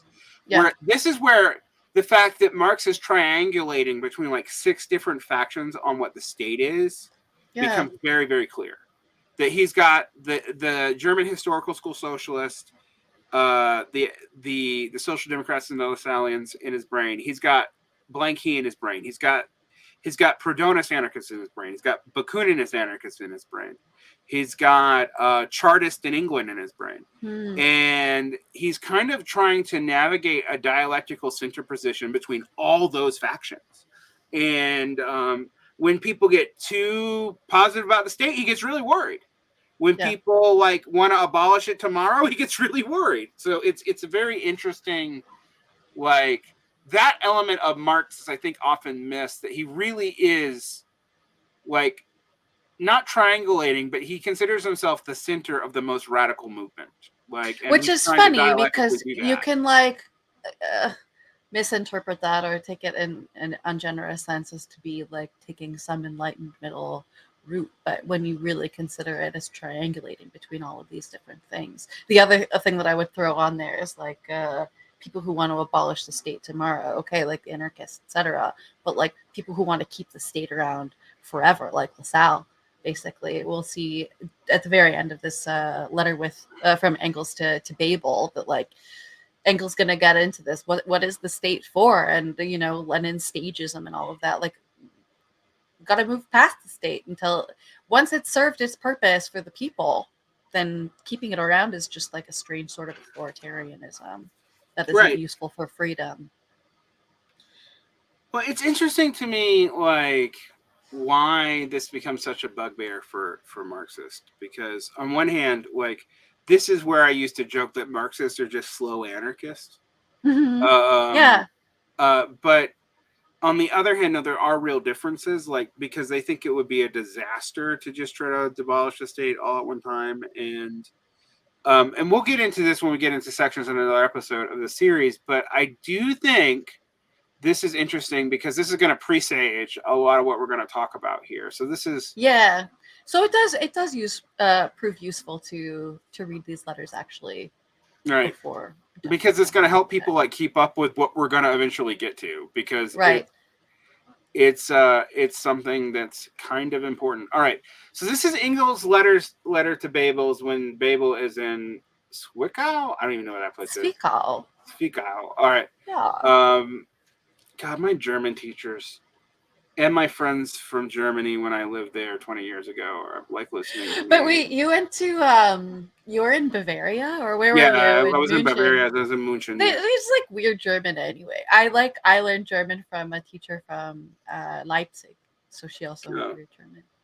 Yeah, I learned Bavarian German, and then my tutor was from Saxony, from East Germany, and okay, yeah, I like her. There you go. Also weird German. So I tutored someone who spoke Dutch, so I never spoke standard German in my life. Like, it's just like, but I don't even, like, let's be honest, I pronounce German like a drunk American now. So it's yeah, that's true. Like, it still sounds better than the Swiss German. Well, everything sounds better. Never mind, my Swiss listeners. I'm sorry that I'm not saying you that still have Dutch. The best candies. Please send me marzipan and great cheese. Particularly, raclette's really good. It is really good. I love Gruyere as well. Back to the task at hand. I want to go over this because we got this later, way later. We get this from Bebel's publication of his letters in his memoir that he publishes in 1911.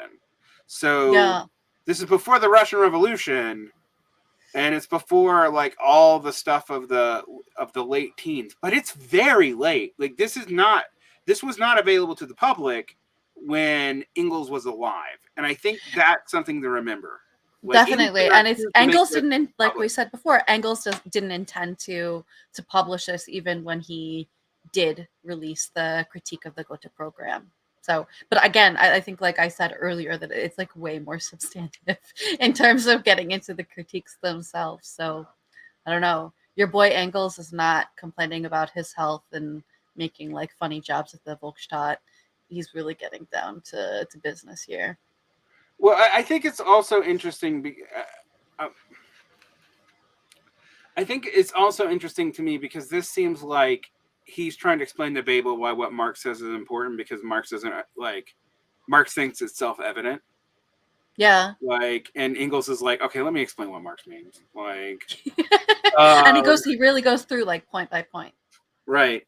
So I think that's good. Whereas Marx is like writing this off to Braca. He's like, I'm sick. I'm tired of the Bakutinists blaming us for everything. They blame us for Liebknecht, and Liebknecht's bad enough, even though he's our boy. But but he's gonna blame me for LaSalle too, and you guys just like caved, and that's gross. I mean, this is in Varn speech, and how I think. And Engels is like, okay, here's Marx's point. Like, Bebel, I know you're serious, I'm serious. Everybody loves Bebel, even fucking reactionaries like Spengler loves Bebel. So like, Engels is like, hey, Bebel, let me explain to you what Marx is going on about, because I know it may not be clear. And I actually will say, upon reading the text, it's less clear than I remembered it being. Anyway, so, dear Bebel, I've received your letter, which I would love to have this letter, by the way. I guess you might be able to. I didn't look into it, but it might well exist in like the collected works of Marx and Engels, because he's a ton of correspondence with Bebel there. Bebel letter to Engels. You'll find like, you have to look for the one from February 23 for sure. February 23rd. What year is that? It's 75. Yeah, 1875. Is that available? I mean, I may or may not have pirated Marx and Engels collected. I can find Engels to Bebel, but I can't find Bebel to Engels. Is that something that is not public? Yeah, but I don't think that's not going to be in the collected works. You're right, because it's literally just the Marx to Engels. There might be a footnote there about what he's responding to, but it's not going to be in full. Yeah, I was about to say, like, I would love to have that letter, but a lot of times we don't have we might have some of the Bebel Liebknecht side of the correspondence, but not all of it. Yeah. But anyway, but Bebel really kept all of his Engels letters. I will say that. That's why we have them. Anyway, and I'm glad to hear that you are in such good bodily health. Oh. Engels is like tight. Engels comes off as way nicer than Marx all the time. Like, I mean, Engels. He's a real gent. Engels occasionally does some horrible things to women, but like in general, he's a real gent. And like, I remember, like, when one of Engels' lovers dies, Marx has to ask him for money. Like, it just, Engels handles it so diplomatically. Yeah. Anyway. I remember that one. He's like something. Oh, it's so bad that happened to you. Listen to this bad thing that happened to me. I'm broke. Yeah. Anyway, you asked me what we think of the unification affair. I also get the feeling, as a side note, that maybe they hadn't sent the marginal notes yet when he's writing this to Bebel, right? Like, he's explaining Marx's position, but it's like he's explaining it as if Marx hasn't sent the marginal notes. I think you're totally right. Like, there is obviously some conversation between Marx and Engels that's happening behind the scenes, but this is before Marx has asked Braca to send this on forward. Blah blah blah blah blah. Let me check the dates on that. I think you're absolutely right, but I'm just gonna like double check. And you are right. Yeah, this is 2 months before this was sent to Braca. So, so I guess Engels is trying to also. When I'm saying he's trying to explain this as if people can't understand Marx, he's also like assuming Marx hasn't written this. Like, right, it's something they've talked about. And we'll see in like a couple of paragraphs here too, but like what's actually known about the Gotha program and everything itself, super limited at this point. So what we have really is a bunch of chatter between friends, more or less. Like, what do you think is going on here? What's your take on all of this? Yeah. All right.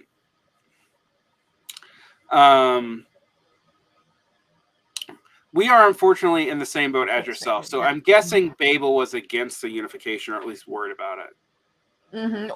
Or again, like I said a few paragraphs, it's within this paragraph. Just they're in the dark about what's going on, more or less. We're in the same boat of confusion as you even. Right.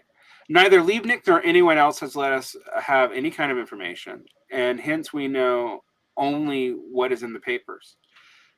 Not that there was anything in them until a week or so ago, when the draft program appeared.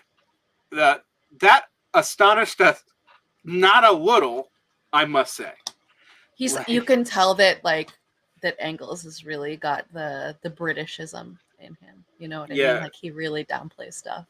he's Pretty been cute. hanging out in Britain for a long time, whereas Marx has Yeah, spent too much time in France. Um, exactly. all right. Uh, our party had so often held out a conciliatory hand to the Lassallians, or at least a proffered cooperation, only to be rebuffed so often and so contemptuously by the Heisenclevers, the Hasselmans, and the Tokas. I have And information on these people, but yes, I'm please just do it. curious. Let me. I Before, don't know any. I was like actually like I forgot to look up who these Lassallians were. yeah, Um, I am curious though. Even before that, if you have any like insider evidence about the conciliatory hand that our party had offered the Lassallians by that point in time, do you know what that's referring to? I don't, because I've always been told that Marx was really insistent that they don't join with the Lassallians, and that was it on the Marxist side. And I've been told that over and over again. And that when I remember when I first read this letter, I was like, so did they offer? Okay, so but it's interesting what he offered here. Okay, Yeah. it Like, is do you think it's literally they're like with what Mark said before, they're in need of help? Do you think right. what the conciliatory hand was literally just trying to fix their theoretical misconceptions? I think that might be part of it. I also think maybe they were in need of help, like to get stuff to the international or to get Mm, help from other parties out abroad. I okay. bet you that's a lot of what it was. Because what's interesting here is our party had often held out a conciliatory hand. Now, our party here being the Social Democratic Workers' Party, Yeah. not so much the international, but Right. uh, um, conciliatory hand to the Lassallians, or at least proffer cooperation. But notice what he is not saying. He is not saying they offered to unify ever. No. Like he's just saying, Just look, we give you were some aid. It could even again, it could be monetary. right, exactly. Hmm. Like we were willing to help you. Yeah.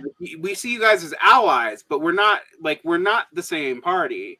And then he's like, we were rejected so contemptuously by these kinds of dudes. I know one of these guys is an artist in addition to being a politician. But that's all that immediately comes to my mind. So Oh, tell me about interesting. the Yeah. Hasenclavers, the Hasselmans, and the Tokas. Okay, So cool. So Wilhelm Hassenklever, German politician, a tanner by trade originally. This part is just from Wikipedia because this is the best that I could find on him. Most known for his political work in the predecessors of the Social Democratic Party of Germany. In 1869 to 1870, so just before this, Hasenklever was a representative for the German General Workers Association, the yeah, ADA, the ADAV, if I you just will. realized the artist that I was thinking of is actually a distant Hoffenklefe, and that's why I'm glad you looked this up. That's Because really funny. This happened to me later as well when we get to another guy, but whatever, never mind. In the Reichstag of the North German Confederation from 1871 on, he was the last president of the ADAV until it merged with the Social Democratic Workers' Party, the SDAP, to form the Socialist Workers' Party of Germany, the SAP.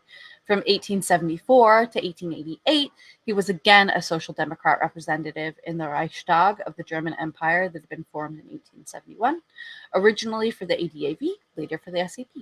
Hasenklever was member of the party board there as well, and then together with Wilhelm Liebknecht, he also founded the party paper, the Faultlines, the official newspaper of the SDP in the 1990s. So that's Hasenklever. 1890s. And 1890s. yeah, So Hasenklever, but that means Hasenklever though becomes a Marxist, like mhm, eventually.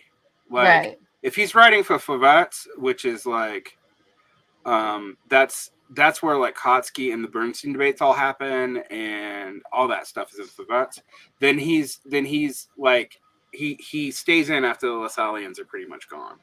Like, Gotcha. Okay, interesting. Or was there any, was there like a non-sectarian vibe there at any point, or was it well, specifically just? I don't know. Like the one thing I will say is the SPD was never totally Marxist, but by like the time Favats comes about, it's mostly Mhm. Marxist. Okay, So, so but that brings maybe us like to, yeah. yeah, maybe that's just because Hassan Klaver agrees with later programs. I don't know. Gotcha. Like, Gotcha. Okay, so the next one that we have is Hasselmann. He was elected in the Reichstag for the first time and was one of the 3 General German Workers Association ADVA members elected. Because of the increasing pressure of the anti-socialist and union laws implemented by the Prussian Chancellor Bismarck, the 2 formerly competing parties, the General German Workers Association and the Social Democratic Workers' Party of Germany, SPD, decided to unite in a joint congress initiated by Hassen and the spokesperson of the SDAP, Liebknecht. Hasselmann was decisive in the creation of the newly formed Socialist Workers' Party of Germany, later Social Democratic Party of Germany, of the Gotha Program. Marx later mockingly referred to Hasselmann as the Berlin Marat in his work, The Critique of the Gotha Program. So these are all people who are kind of problematic in their eyes. And then the last one is much shorter, Tolke. Tolke, a German social democratic politician, the quote, father of social democracy in Westphalia, and the president of the General German Workers Association. So I think interestingly, what these guys end up being is they're basically they're party functionaries of the Lassallean faction of the original All German Workers League or All German Workers Group or whatever you want to call them. And some of them do become, by joining the SPD and staying in long enough for the Lassallean stuff to shift, they become basically like Second International Marxists. Some of them don't. So it's interesting here that they're like, oh, we were treated so shittily by these people. Yeah, it takes them a while to come around, apparently. Right. Well, especially while they're still so closely related to LaSalle. Yeah. Mm-hmm. So as to lead any child to the conclusion, I do love when Engels has a way of being belittling that is like less direct than Marx, but meaner. Yeah. Like it's very British, but it's like if any child exactly. Oh my god. Any child to the conclusion that should these gentlemen now come and themselves proffer conciliation, they must be in one hell of a dilemma. Well. Yeah.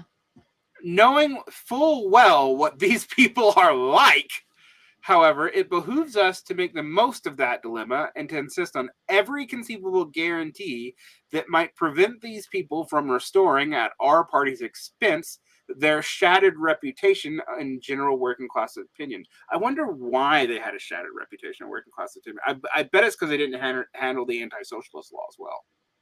Right? Like, I'm curious of that too, although like Marx later talks about how this unification is satisfying to the general working class opinion. Right, but this being satisfying to the general working class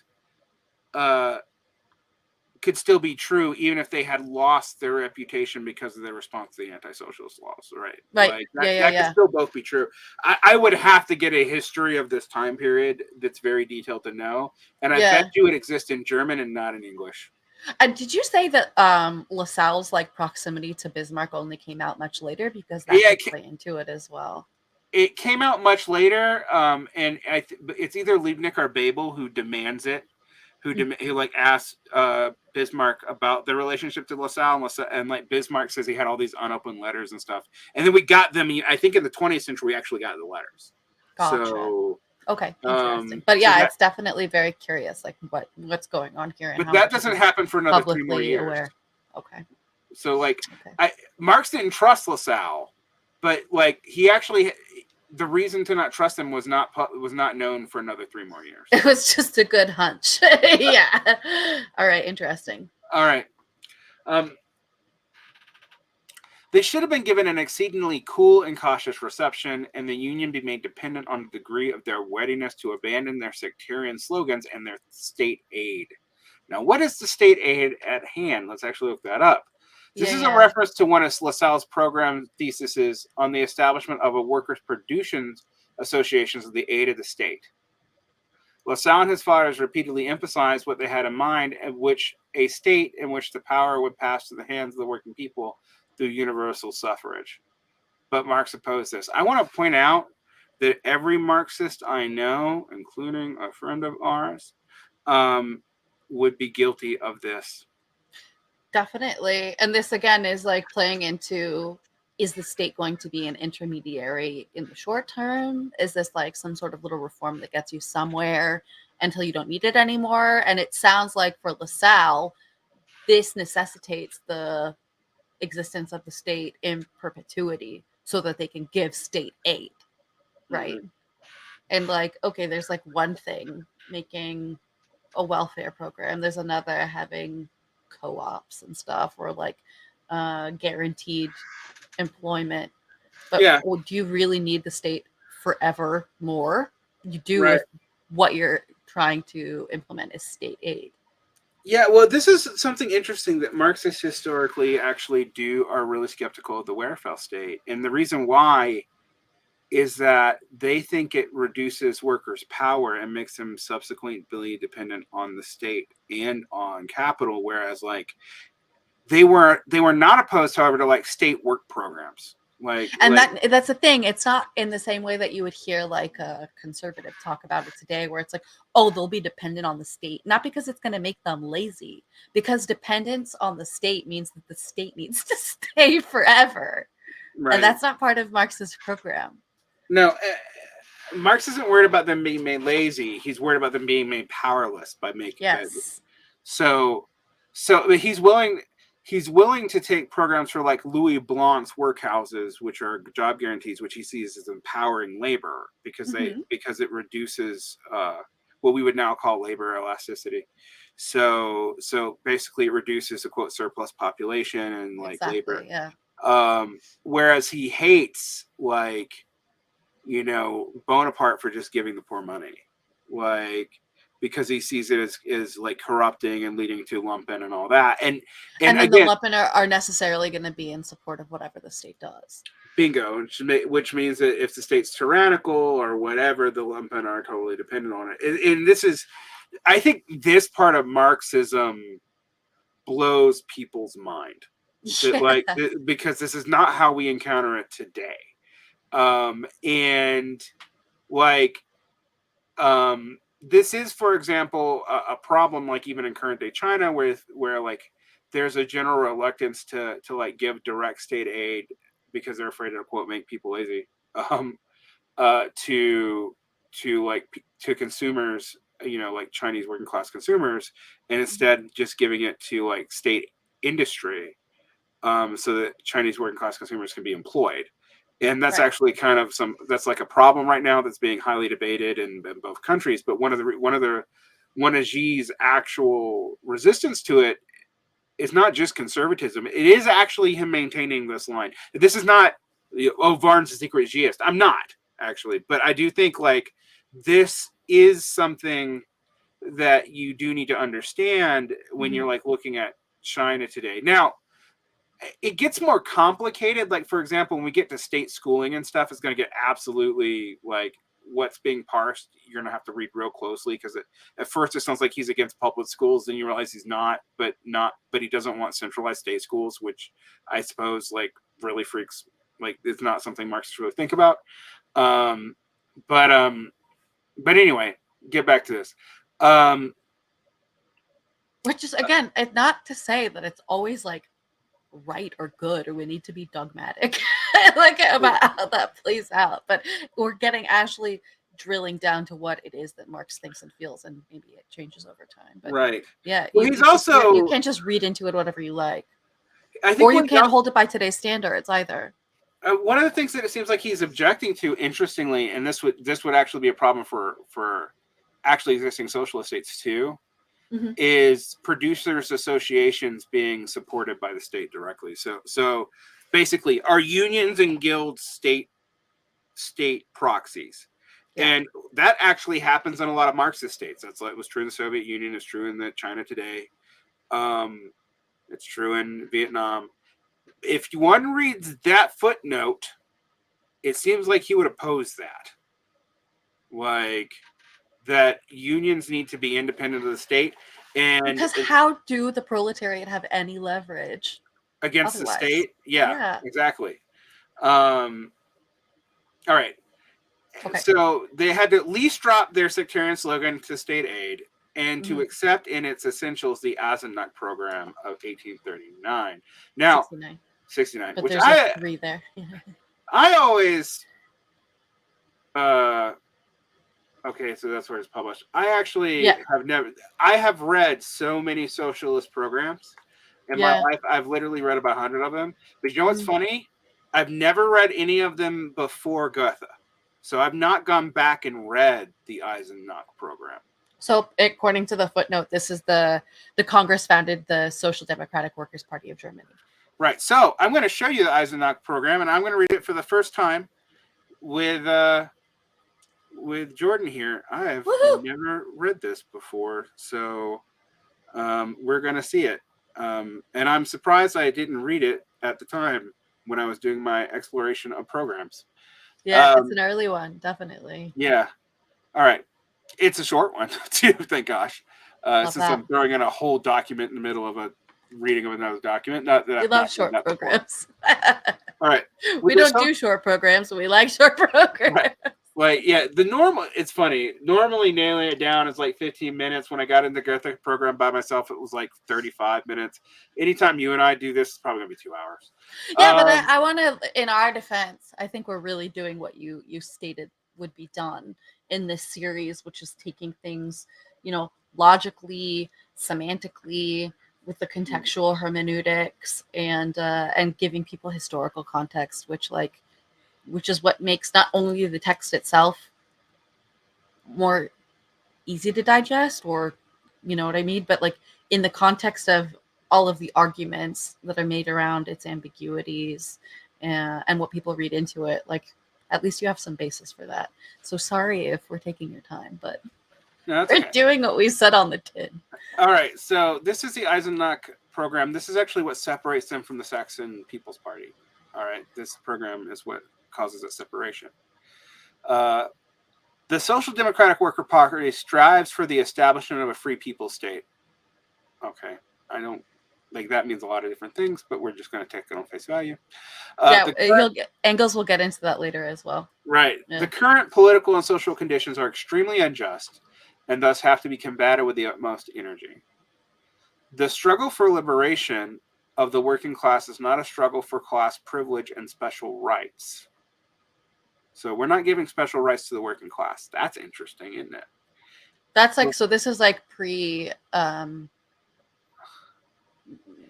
tyranny of the proletariat kind of stuff. A dictatorship of the proletariat? Yeah, but you and I are going to have to talk about Hal Draper's really important study of the dictatorship of the proletariat, because that does not mean what you think it means. Mm-hmm. But this is before that. Well, what is the commune? The commune's in the Paris Commune. I've studied all these things like kind of independently. So it's 1871. So this is right before that. So yes, 69. We would not be using that language yet. Sure. But they are saying that like they're not arguing for special privileges and special rights, but equal rights and obligations, and for the abolition of the ruling class. Rights and obligations is a thing Engels harps on all the time, that you have to have both. And that for the abolition of the ruling class. So it's not even abolition of all classes. It's of a particular class. Yeah, this is this would be later what we would call a minimum program, by the way. So, okay. But that framework is not adopted until after Marx and Engels' death. Like the offer program is the minimum programs when you get the minimum and the maximum program distinction. To spell this out a little bit though, so what they're saying is like the other thing I want to talk about, the dictatorship of the proletariat. The reason why that exists is actually supposed to be solely so that the ruling class cannot reestablish itself. Like, and then you can start talking about class abolition. Gotcha. That's justification. The reason why they use dictatorship of the proletariat is that they're fighting against the Bakuninist on one hand, but they're fighting against Blanquists who also use the term, and they're fighting for a democratic definition versus the Blanquist definition, which is like a secretive dictatorship for the proletariat by a bunch of revolutionary coups. All right. So 3. The economic dependency of the worker on the capitalist constitutes the basis of any form of servitude, any form of servitude. It's interesting. They actually kind of reject that later. And therefore, the Social Democratic Party aims for each worker to get the full earnings from labor through a cooperative system. That's really important. Concomitant to this is the abolition of the current method of production, the wage system.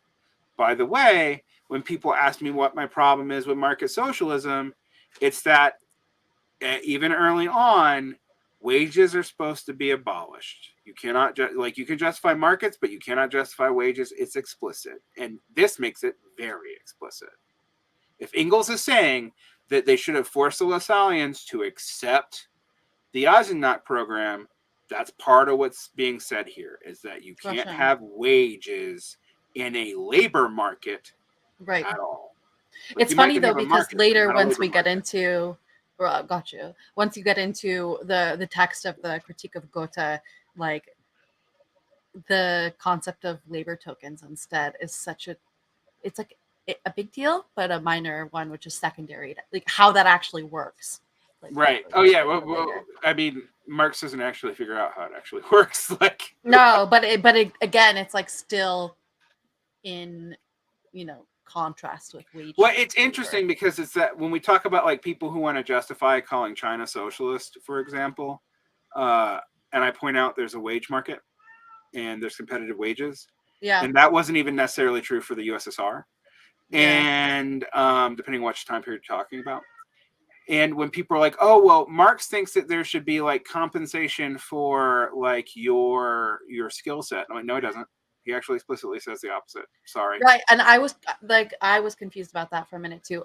My lumpen cat is demanding her food wages from the state. All right. So I'll be back in 2 seconds. Yeah, this is why Marx did not support. So I'm going to read this while the cat is being fed. We always have to take care of our lumpen. Political freedom represents the most essential precondition for economic liberation of the laboring classes. Consequently, the social question is inseparable from the political one. Its solution is conditional on the latter and is only possible in a democratic state. I'm going to read that again. Political freedom represents the most essential precondition for the economic liberation of the laboring classes. Consequently, the social question is inseparable from the political one. Its solution is conditional on the latter and is only possible in a democratic state. So all those anti-democratic left comms, Borgist, whatever, you're going to have to contend with Engels signing off on this program. And Engels gets into the question, the social question later on, and this actually clarifies that's kind of been settled in a way here. And right. How do you separate social from political questions? You really can't. Right, and kind of like even Engels is saying that he maintains that distinction that you really can't. In practice, it doesn't matter. Like, yeah.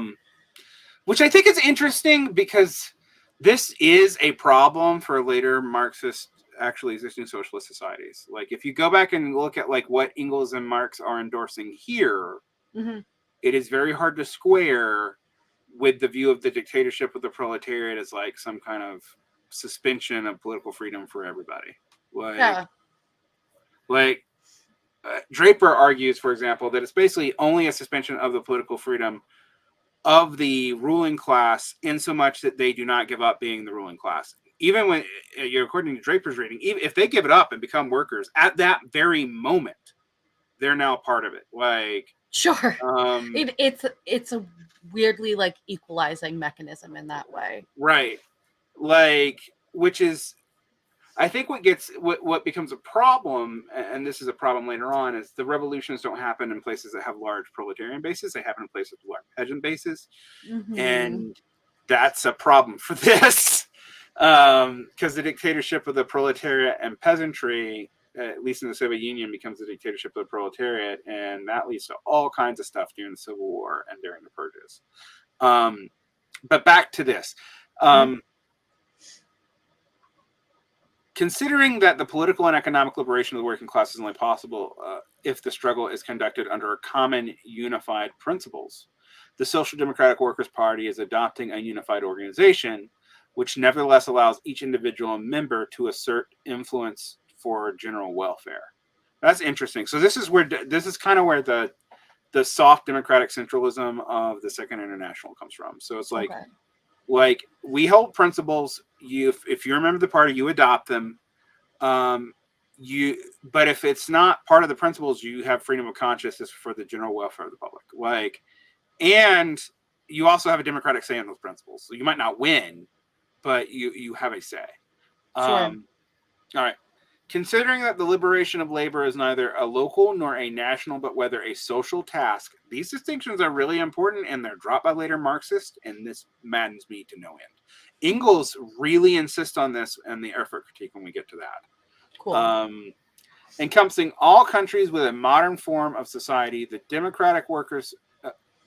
Social Democratic Workers' Party, regards itself, to the extent that the associated laws permit, as a branch of the International Workers' Association, and is affiliated with the efforts of that body, meaning be in the International, although this is the first one, not the later one. All right. So there's a lot there. I'm actually, like I said, I've never read this before, but this actually clarifies a bunch of things that I know that Marx and Engels hold. But if they said that, if they're saying, like, at minimum, you should have made the Lassalleans sign on to this, there's some things here that are interesting. Like, so let's go back to the text and the letter to Bebel. So their readiness to abandon their sectarian slogans and their state aid, and to accept in its essentials the Eisenach program of 1869, or an improved edition of it, adapted to the present day.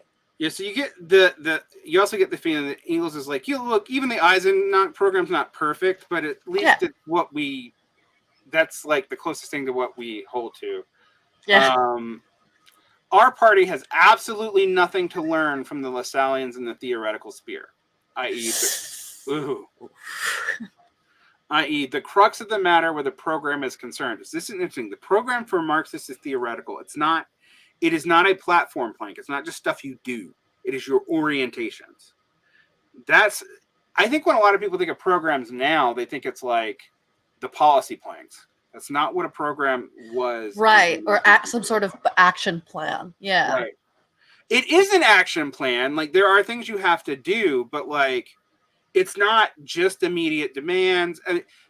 This is before the distinctions come out in the Second International, where there's like a framework and a formalized hierarchy of, like, there's immediate demands, which are things that we want, not even for the working class. We just think they're necessary for political struggle, and we're going to demand them. Right. There is the minimum program, which is kind of what we just read, and then there's the maximum program, which they don't develop till after Gotha critique, because that's where it's like, okay, this is what we're ultimately aiming towards, as opposed to what we're aiming towards right now. Right. All right, so let's pick this back up. The crux of the matter where the program is concerned, but the Lassalleans doubtless have something to learn from their party. The first prerequisite, the party. The first prerequisite for union was that they cease to be sectarians. For people who want to know why I'm not a sectarian, it's because Marx and Engels say don't be. All right, Lassalleans, i.e., the first and foremost, they should, if not wholly relinquish the universal panacea of state aid, at least admit it to be a secondary provisional measure alongside and amongst many others recognized as possible. Do you have any idea of what other measures are recognized as possible? Like, I think they're endorsing the French Socialist Workhouse Program, and I think there's some other stuff we'll get from the critique itself, but it's okay. So they're like, okay, look, we'll even accept your stupid state aid as long as it's not the only thing that you got on offer. Sure, like, it's secondary, and if it's like temporary, probably. Yeah, if it's a temporary thing, if we need it, okay, fine. If people need it immediately, we'll deal with that, but that it has to be explicitly not the goal. Like, right. You can't end there. Yeah, exactly. Right. Okay. The draft program, is so funny, all of this in comparison with like what we think of as even, just after this, and far more modern conceptions of what social democracy means. Like, we'll get to State and Revolution, because Lenin actually in State and Revolution does hold to a lot of this. Yeah. Okay. Cool. I mean, like Okay. Lenin actually in some in his parsing the positions, like he sides at some points even with Panicock, who hates him, Mm-hmm. against Kalski and stuff like that. Like it's that book is way more interesting. There's stuff in it I don't agree with, but that book Yeah. is way more interesting than people seem to think. Okay. It's the reason why Chomsky likes it, for example. Anyway, the draft program shows that our people, while infinitely superior to the Lassallean leaders in matters of theory, are far from being a match for them where political guile is concerned. Now I understand this. Where I had a question before, because like you look at how many of the Lassalleans are actually in the Reichstag. This is where Right. their political guile is concerned. Basically, we got 4 people. They got like a bunch more. Yeah. All right. Once again, the honest men have been cruelly done in the eye by the dishonest. So he's like, So yeah. we're too honest to be as good at what at hiding what our actual goals are as the Lassalleans who are Yeah. It total turns out this is a opportunists. nickname too, which is really funny. Like to adopt that for yourselves, the Honest Men, nickname of the members of the Social Democratic Workers' Party, the Eisenachers, as distinct from the members of the General Association of German Workers, the Lassalleans, who he Those calls liars. the dishonest men. Yeah, exactly. All right. To begin with, they adopt a high-sounding but historically false socialist dictum. Lassallean, but yeah. Yeah, this seems to be the Stallion dictum. Although I guess that was a Freudian slip because a lot of socialists believe this. Yeah. I've even heard platypus people say this. That in relation to the working class, all other classes are only one reactionary mass. They're not. Marx and Engels are not pure workerist people. They're not. They're not. You've gone into this before with regards to like being a class trader, for example, and like why Oh you yeah, can't necessarily discount the petty bourgeois because of the precarity and like potential for them to be, you know, become proletariat themselves for one thing. right. I mean, well, he states it. I mean, he states what he sees here. This position is true only in certain exceptional instances. For example, in the case of a revolution by the proletariat, i.e., the commune. All right, and so this is after the commune. This is after the commune in France. Mm-hmm. Remember, so we said it was that the Eisenach program is before the commune, but this is right after it. Mm-hmm. It's about 3 or 4 years after it. Okay. So and he's already saying like the commune is what we should think is the model for Marx and Engels of what a proletarian revolution is. All right. Okay. Are in a country in which not only has the bourgeois constructed a state and society after its own image, but the democratic petty bourgeoisie, what they could dream Proton as, in its wake, has already carried out the reconstruction to its logical conclusion. So it's interesting that the petty bourgeoisie, which are often condemned by Marxists, like it's interesting here where he's saying like, look, they are actually a progressive class in our view. Like not just the bourgeoisie, not just the big bourgeoisie, but even the petty bourgeoisie are. Now we think of today as the petty bourgeoisie as like the hotbed of reaction, but that's not what Marx and Engels say here. All right. Right. So, for people who want to say that like, oh, you should only, you read this in terms of proletarianization and individual, like your class origins and your current class and whether or not you can be a socialist. They've already accepted that. They're even saying that like, look, there are times when the other classes are not reactionary. And you have to understand that. Like, all right. Now I would say, for example, that like, I pooped on platypus, but platypus actually does argue for the progressiveness of capitalism. In fact, they argue it against the regressiveness of the left, although they don't give the left a class basis, which is kind of fun. I mean, another thing that comes up in your conversation with Jared Baxter is, in this regard, is the lumpen proletariat as well. Yeah, we'll have to get to that eventually because that is a bugaboo that I think is a real problem. Like it's a theoretical nightmare to actually parse out. That the two questions that socialists die on the rocks of is the is how do you relate to the lumpen proletariat and who are they? Right. And the national question. Both those are real problems. Yeah. And this text is going to get to some of that. Why? Not necessarily this letter.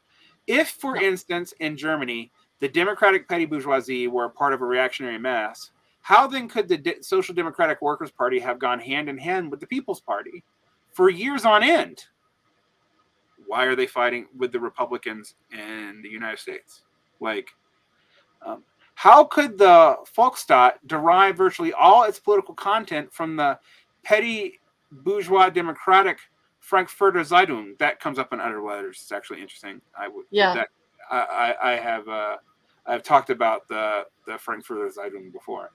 And how can one explain the adoption in the same program of no less than 7 demands that coincide exactly and word for word with the program of the People's Party and a petty bourgeois democracy?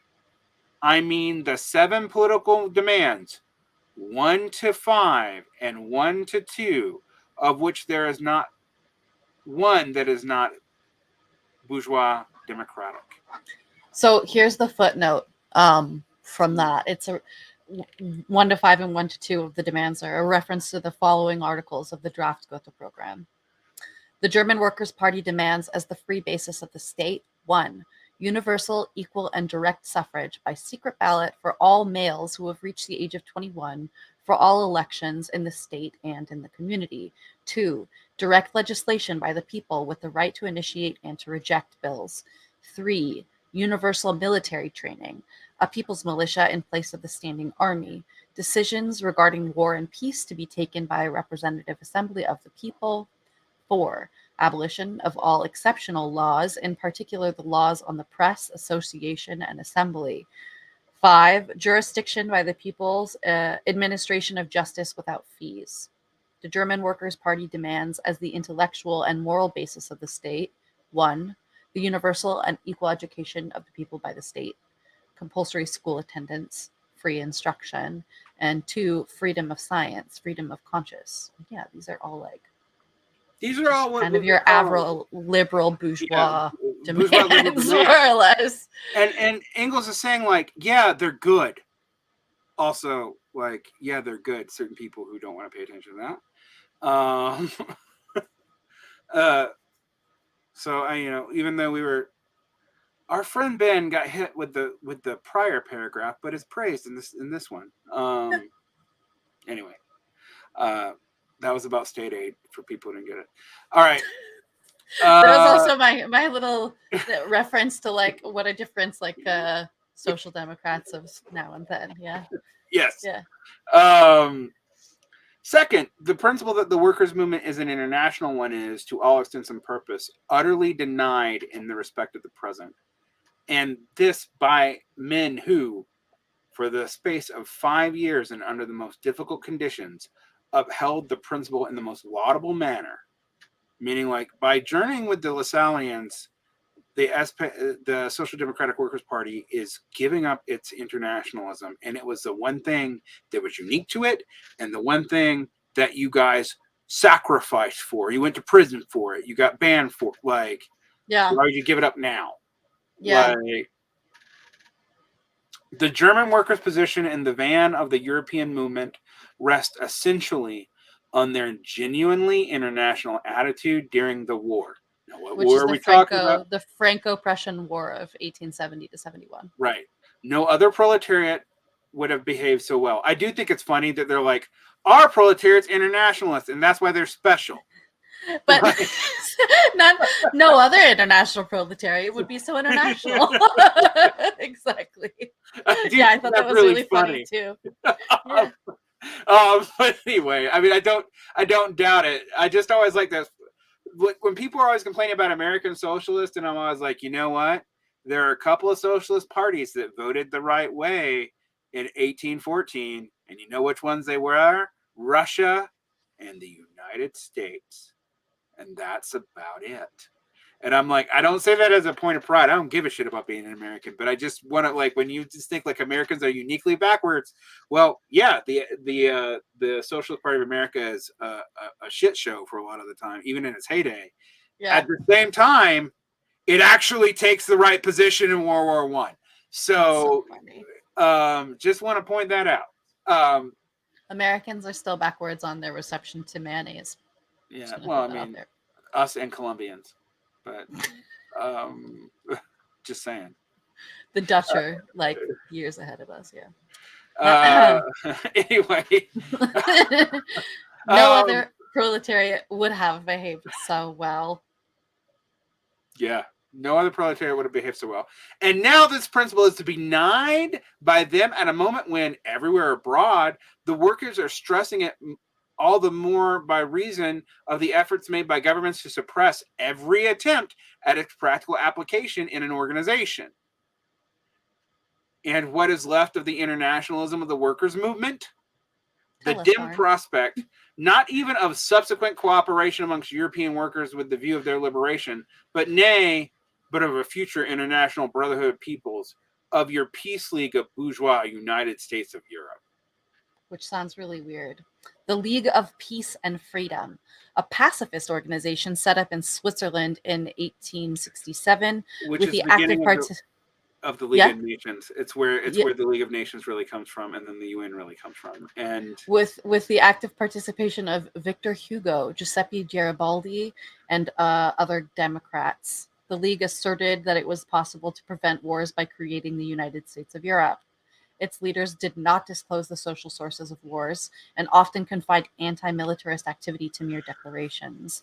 At the General Council meeting of August 13th, 1867, Marx spoke against the International's official participation in the League's inaugural Congress, since this would have meant solidarity with its bourgeois program, but recommended that some members of the International should attend the Congress in their personal capacity in order to support revolutionary democratic decisions. See Marx's letter to Engels of September 4th, 1867. Well, I mean, also, since Garibaldi was in the International, like, it indicates that they didn't totally listen to Marx or took his second option. Right. I like that it's also like, don't go, but you can in your personal capacity. Yeah, just don't with any relation to us. Like, it's basically like, this is a fine idea, but it has a class background that we can't actually sign off on. So for sure, you can go, but don't tell us how it was. Yeah, exactly. And you can support it because sometimes the bourgeois are okay, but don't have us sign on to it as if it's our program. There's a lot of that in Marxist history, actually. A lot of which is funny because we do the opposite now, where we sign on the programs we don't believe. Where this is like, no, we actually kind of even believe some of this, but you can't sign on to it because it will make us say that we agree with things we don't believe in, and we can't do that. Right. And after 1936, Marxists quit doing that. They quit being that kind of principle. So yeah. Anyway, there was, of course, no need whatsoever to mention the International as such. You don't have to mention the International. You don't have to join it because it's gone anyway by this point. But at the very least, there should have been no going back on the program of 1869 and some sort of statement to the effect of, though first of all, the German Workers' Party is acting within the limits set by its political frontiers, it has no right to speak in the name of a European proletariat, especially when what it says is wrong. Keep my name out of your wrong mouth. Right. It nevertheless, conscious of its solidarity with the workers of all other countries, and will, as before, always be ready to meet the obligation that solidarity entitles. That's also really funny, again, like talking about internationalism, but then these very limited frontiers. You should keep it within Germany, guys. Like, you can't speak to any more than Germany because it would, you would be lying if you said you actually spoke for the European proletariat. You don't. And also, like, you're full of shit lately anyway, so you definitely shouldn't. But even if what you said was true, it would still be false to say that German workers represent all workers. Right. But you should definitely say that we should have solidarity with the workers of all the planet. And if an organization was to exist, unlike the one that just got destroyed, we would be a member of it, or Right. at least be in solidarity with it, right?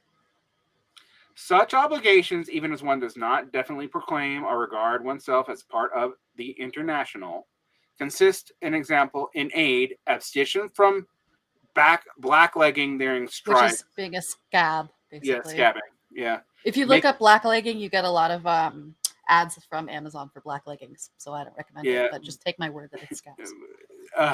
Blacklegging during strikes, including strikes in other countries. Like, this is what's being said here. Like, you support strikes outside of your country. Don't go fill the labor demands in that place. Right. Making sure that the party organs keep German workers informed of the movement abroad. So talk about the international movement. Agitation against impending or incipient dynastic wars. And during such wars, an attitude as such was maintained in 1870 and 1871. Meaning, like, so again, Franco-Prussian, right? Yeah, don't sign on to wars that you don't actually agree with just because it's your nation involved in them. But also, don't be purely pacifistic in the face of dynastic wars, necessarily. No, it is, you got to fight for your own interest, and we aren't necessarily pacifist. We just we don't support inter-imperial or interdynastic wars. Like, hey guys, oh hey, yeah, today, yeah. Thirdly, our people. God, so many people have written me like, I think you're wrong, and Marx actually doesn't mean what Marx says he means. And I'm like, no, it's really clear, and Lenin actually seconds it too, and it's clear in multiple letters. Quit yelling at me. You don't know what you're talking about. You're redefining the terms so that you don't. You're literally using Marx's language to mean opposite of what they meant, so that you don't have to like take any hard positions. And yes, that more applies to NATO. In fact, and Marx is pretty clear, you should always oppose your own government first. But Lenin gets really mad at Kautsky for like arguing that maybe we should be okay with World War I because of Serbian nationalism, because even though we would support Serbian national liberation in any other context, and particularly against the British of all people, like the empire, that however, since this is an inter-imperial war, you're aiding one bourgeoisie against another, and that's being class collaborationist, and that's not allowed. And that's Lenin, that's not Marx. So it's something to really think up to deal with. Okay, thirdly, our people have allowed themselves to be saddled with the Lassallean iron law of wages, which is based on completely outmoded economic view, namely that on average workers receive only minimum wage because, according to the Malthusian theory of population, which is funny that you got socialist Malthusianisms when you know Malthus is actual politics, there are always too many workers. Such was Lassalle's reasoning. Okay, now I have stuff to say here. Go ahead. Particularly, so we mentioned earlier the Lassallean quote iron laws of wages. Now we understand, right, that on average the workers receive only the minimum wage, and that this is based on some Malthusian concept. But the word outmoded popped out to me before anything else, and if this is the case in 1875, then when did this become an outmoded conception was kind of the first thing that came to my mind. And I recognized, because I've been reading the Poverty of Philosophy, that there was a footnote, which was a Poverty of Philosophy, which was written in 1847. There's a footnote by Engels on Marx's writing that, like, basically at a certain point in time, Marx and Engels kind of bought into this concept of the minimum wage being the average natural sort of wage. This for is workers. where the immiseration thesis actually comes from. But then that changes, and in this footnote, Engels is like, we thought this then, and I wrote about it here, and Marx wrote about it there. But in retrospect, this is a wrong conception. And by the time that Marx writes Capital Volume 1, he's already totally updated this idea. So by 1847, Marx and Engels still believed in this. Since when was it? outmoded. Then by 1867, at least, this was no longer believed. And it's kind of interesting to wonder and find out, and I just don't really know when that change occurred. But here is the footnote from Engels. The thesis that the quote natural, i.e., normal price of labor power coincides with the wage minimum, i.e., the equivalent in value of the means of subsistence absolutely indispensable for the life and procreation of the worker, was first put forward by me in Sketches for a Critique of Political Economy, 1844, and in The Condition of the Working Class in England, 1844. As seen here, Marx at this time accepted the thesis. Lassalle took it over from both of us. Although, however, in reality, wages have a constant tendency to approach the minimum, the above thesis is nevertheless incorrect. This thesis, exactly like this Lassallean one. The fact that labor is regularly and on average paid below its value cannot alter its value. In Capital, Marx has put the above thesis right section on buying and selling labor power, and also chapter 25, the general law of capitalist accumulation, analyzed the circumstances which permit capitalist production to depress the price of labor power more and more below its value. Note by Engels to the 1885 German edition. So this was something that popped out to me. Also reading about Malthus recently with you in our reading for the Patreon of Kohei Saito's Marx's Eco-Socialism. It's popped up a lot. And we know that Marx and Engels are really adamant about moving past any of the Malthusian theories at kind of any cost. But it turns out that this particular concept, Marx finds really good basis for understanding it to be incorrect. We understand it with relative surplus value, how exactly they find ways to extract more of surplus value from the workers and pay them less. We understand also, through the price setting of monopolies when they can pay more or less depending.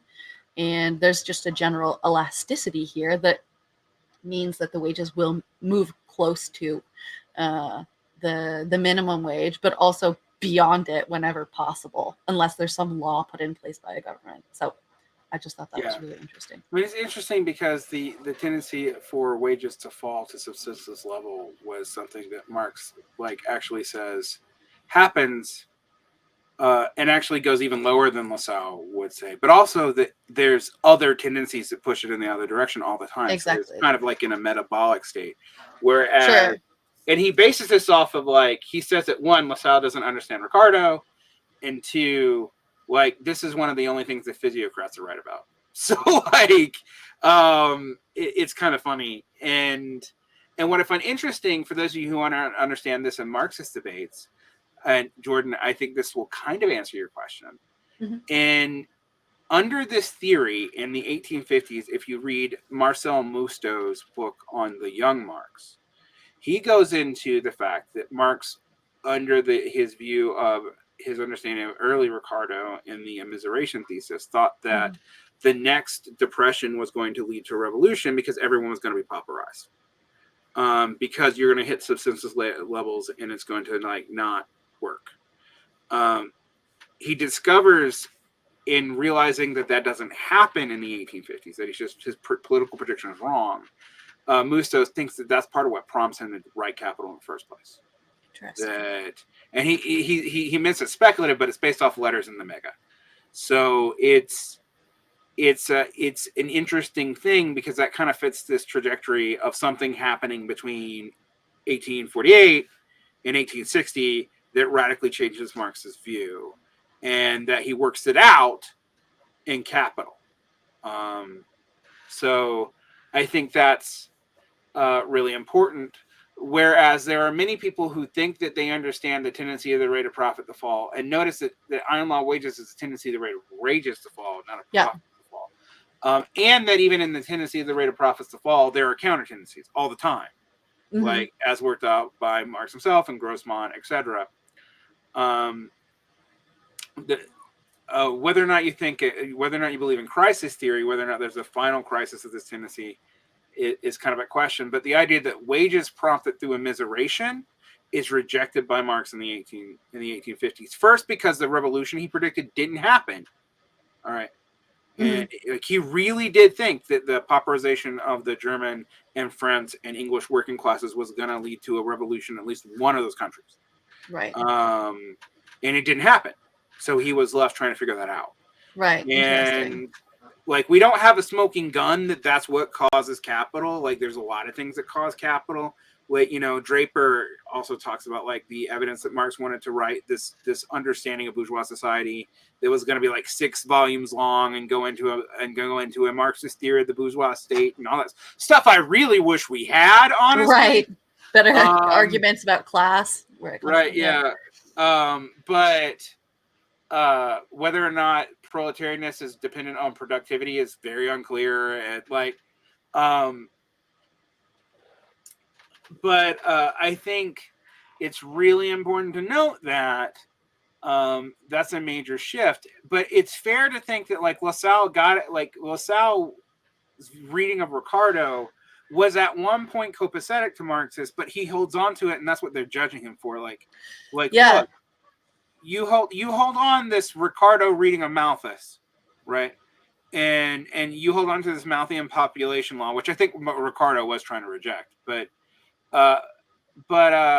we thought that one time, but we don't think it now, and we kind of proven that it's wrong. And why was it being used in the first place in The Poverty of Philosophy? Because Marx was arguing against Proudhon, who really believed that wages were a great indicator of the value of labor. Right. And he's like, no, it's not. They're always trying to go as low as possible. How could that be an indicator of the value itself? Right.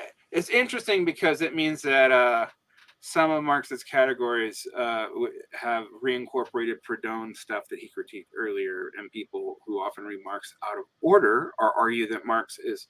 So there's people who read Marx out of order, and then there's like Marxist humanists who argue that like from the German ideology to his death, Marx has a consistent philosophy that doesn't change. And I'm just like, you can't read his letters and think that. Like, you can't. It's not possible. But anyway. All right. So we were in the Malthusian theory of population. There are always too many workers, which also we know is not true, such as Lassalle's reasoning. Now in Capital, Marx has amply demonstrated that the laws governing wages are very complex, that according to circumstances now this law, now that holds sway, that they are therefore by no means iron, but are on the contrary exceedingly elastic. Like that. Yeah. So what he's saying is like, quit saying there's iron laws. Actually, for anything. Like, you'll notice like even the profit law, it isn't the law of profits to fail. Yeah. It's the tendency. It's a tendency. Tendency of profits to fail. Sure. Which I don't actually like. I think there is a tendency of profits to fall. I actually don't think it's justified the way Marx justifies it in Capital Volume 3, but which is about like fixed versus variable capital and machines. But I think that's part of it. I just don't think it's the only thing. No, it just reminds me. I mean, I haven't gotten that far in my capital reading yet, of course. But again, like in our Kohei Saito readings, like his ideas about ground rent were wrong. Right? Yeah. Well, I mean, but then he said that the prices will fall, and that doesn't necessitate that the profits will fall. Right. Still charge more. Yeah, it's funny. All right, so let's get back to that. So I totally think that what's interesting is one of the things that Marxists, interestingly, compared to what we get accused of now, are like, look, we have laws, but they're not like, they're tendencies and they're complicated and it's complex, and some things will trip other things. Quit accusing us of like being a simpleton like LaSalle. Sure. And then, we're just going to throw in more variables. It might still be law-ish, but right. Like it's more dependent. LaSalle's reasoning is not wrong in certain contexts, but that context is not universal. Quit saying it is. Exactly. Right. Okay. So you're from Malthus's argument. Yeah. All right.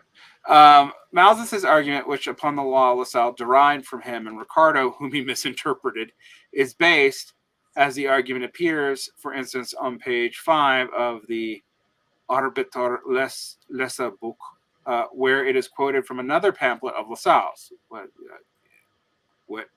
you're the mistress of the footnote. So, on page 5 of the Arbeiter Lesebuch, thank you. Lassalle quotes a passage about the iron laws of wages from his pamphlet. God, this is a long one now. I'm not going to sound so good. Offenes Antwortschreiben an das Zentralkomitee zur Berufung eines allgemeinen deutschen Arbeiterkongresses zu Leipzig, Zurich, 1863. Page 1516. Our Arbeiters Lesebuch, it's like the workers' like reading book. Yeah, it's like LaSalle wrote. The workers' reading book. So LaSalle is the source of putting worker in the name of all the papers, just so you know. All right. Yeah. Sorry, Trotskyist. No, is exhaustively refuted by Marx in the section on the accumulation of capital. Thus, Chapter 25. Yes. Thus, by adopting the Lassallean iron law, one commits oneself to a false proposition and a false reasoning in support of the same. God. Oops. Fourthly, as its one and only social demand, the program puts forth Lassallean state aid in its starkest form as stolen by Lassalle from Bushes. So that's Philippe Joseph Boucher, one of the first ideologists of the so-called Christian socialism, advanced a plan for the establishment of workers' producer associations with the aid of the state. Yeah, so it's basically state.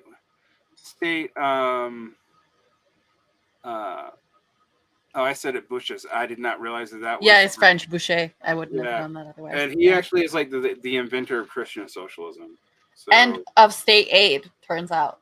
Yeah, he's where the welfare state comes from, actually. So,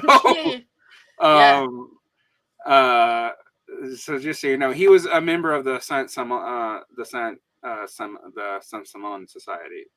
I love like one of the most obvious things that Marx and Engels are going to do when they're trying to refute someone or say like their ideas are bad. It's like their ideas are bad and they stole them. So even state aid, which he's been going after all this time, he's like, that's Boucher's, baby. Yeah, it's like you're dumb, and it's because you're claiming dumb people. You can't even be dumb on your own. Yeah. All right. And this after Braca has so ably demonstrated the sheer futility of that demand. And I tried to find where like Braca specifically demonstrated the sheer futility of this demand, but I couldn't find anything. It might be in some address of his or something like that. But if anyone knows, please let us know. After almost all, if not all, of our party speakers here have, in their struggle against the Lassalleans, been compelled to make a stand against this state aid! ! Our party could hardly demean itself further. Internationalism sunk to the level of Amon Guga. Oh, yeah. Amon Gug, a journalist and a Democrat. In 1849, he became a member of the Provisional Revolutionary Government in Baden. He was a member of the First International, and in 1870s, he joined the German Socialist Democratic Party. Yeah, so basically he's a National Socialist before, not a Nazi, but you know what I mean. Yeah, but I don't know like why he's so, I don't know. We sunk to the level, internationalism sunk to the level of Amon Gug, so he's not highly beloved individual. No, I actually would love to know why Engels thinks he's a cad or whatever. Cretin, yeah, exactly. Yeah. Socialism to that of the bourgeois Republican Boucher, who confronted the socialist with this demand in order to supplant them. So he's actually saying, like, look, you're adopting Boucher's position, and Boucher used this against against Blanc, Louis Blanc. Yeah. And guess what? Louis Blanc was right. So it's just so you guys know who's being implicitly referenced on the side. It wasn't German socialists who were fighting Boucher. It also doesn't help that so many groups in this time period use the word socialist in their name, because a lot of people are like, Marx was was the refutation of socialism, or Marx hated socialists. I'm like, he hated these socialists and not these socialists, and he supported these socialists and not these socialists. You really can't just like go and find every time Marx uses the word socialist and says something bad to say that he rejected socialism. Yeah. Like, that's stupid.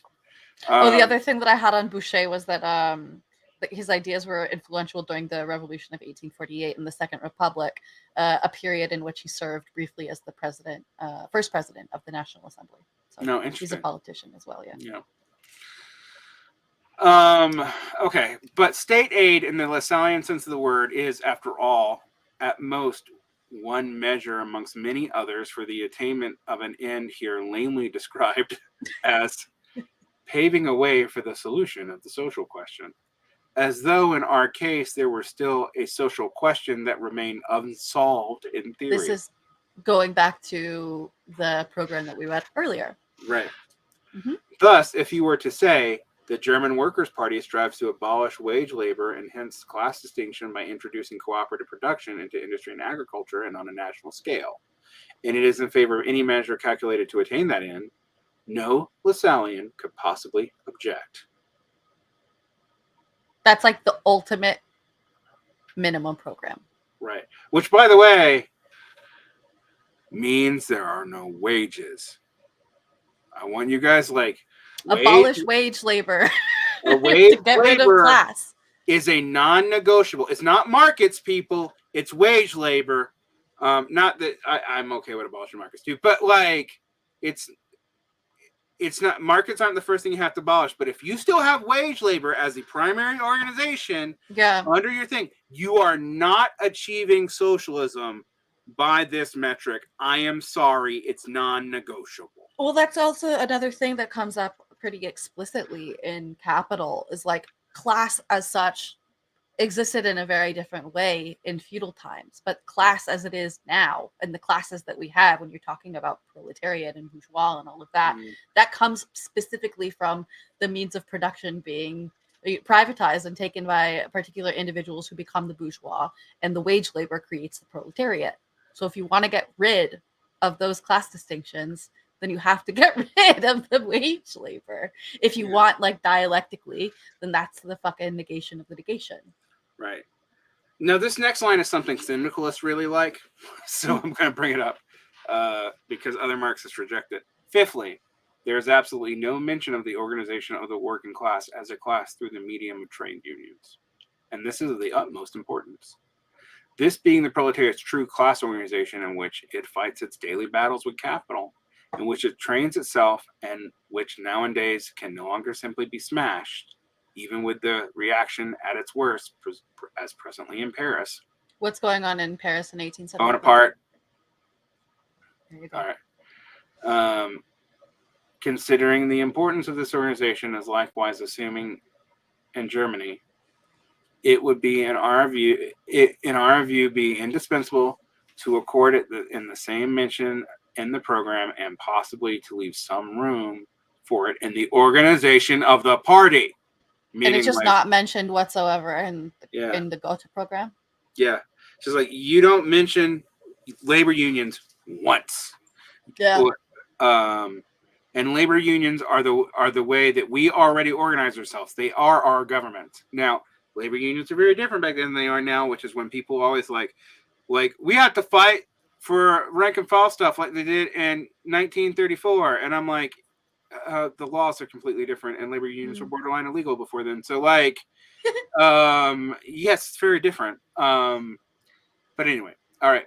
All things have been done by our people to oblige the Lassalleans, and what have the others conceded? I mean, it really does seem like, I know that Lars Lee was really pushing back on us critiquing the Lassalleans. He's like, oh, but, they got along and they signed this program. If you read Lars Lee's article, this comes up. I'm like, when you read this, it is undeniable that Engels and Marx are, not happy about this. And they never. Yeah, and how many times have they brought up the cost of these concessions, and, the implication is that they got literally nothing in return. Right. What have the others conceded? Apparently, yeah. Yeah, we took the dumb stuff, basically, and they're not even taking our help. That we've been rebuffed when we have tried to be conciliatory, and our theoretical supremacy isn't, Right. taken on and embraced. Right. And they obviously need us or they wouldn't have come. Right. We understand. And literally we're like doing nothing to leverage their dilemma, which is what Engels said earlier on. So, yeah, they mad. Let's just put it that way. Yeah, that's funny because that isn't mentioned. It's mentioned in these letters. It's not actually mentioned in the critique because, of course, it wouldn't be. It's not the critique of the program, but it's really it's a critique of our reception of the program. Yeah. Right. Mm-hmm. All right. And what have others and all these things have been done by our people to oblige the assailants. And what have the others conceded? That a host of somewhat muddled and purely democratic demands should figure in the program, which is actually against LaSalle. LaSalle didn't care about democracy. That should be noted. But like all of these demands are still just like kind of like utterly bourgeois liberal demands in the first place. Like there's nothing special about them. They're really democratic. But just to say, some people use it to say, "Well, Marx and Engels didn't believe in bourgeois." No, they just said that they were good. He just said they're good, but they're not enough. Right. Exactly. Yeah. Take that, Platz, with your love of the bourgeois revolution as well. Yes. Like we got to move past that. Yeah, I would take what we can get from it, but whatever. All right. Anyway. The host of somewhat muddled and purely democratic demands should figure in the program, some of them being a purely fashionable nature. For instance, legislation by the people, as such exists in Switzerland and does more harm than good. Like my thought when I read that was like direct democracy. I feel like that's been around a really long time in Switzerland. So probably. Yeah. That's like the legislation by the people. Yeah. If it can be said to do anything at all, just like fine, it might work. It just doesn't really matter much. Administration by the people, that would at least be something.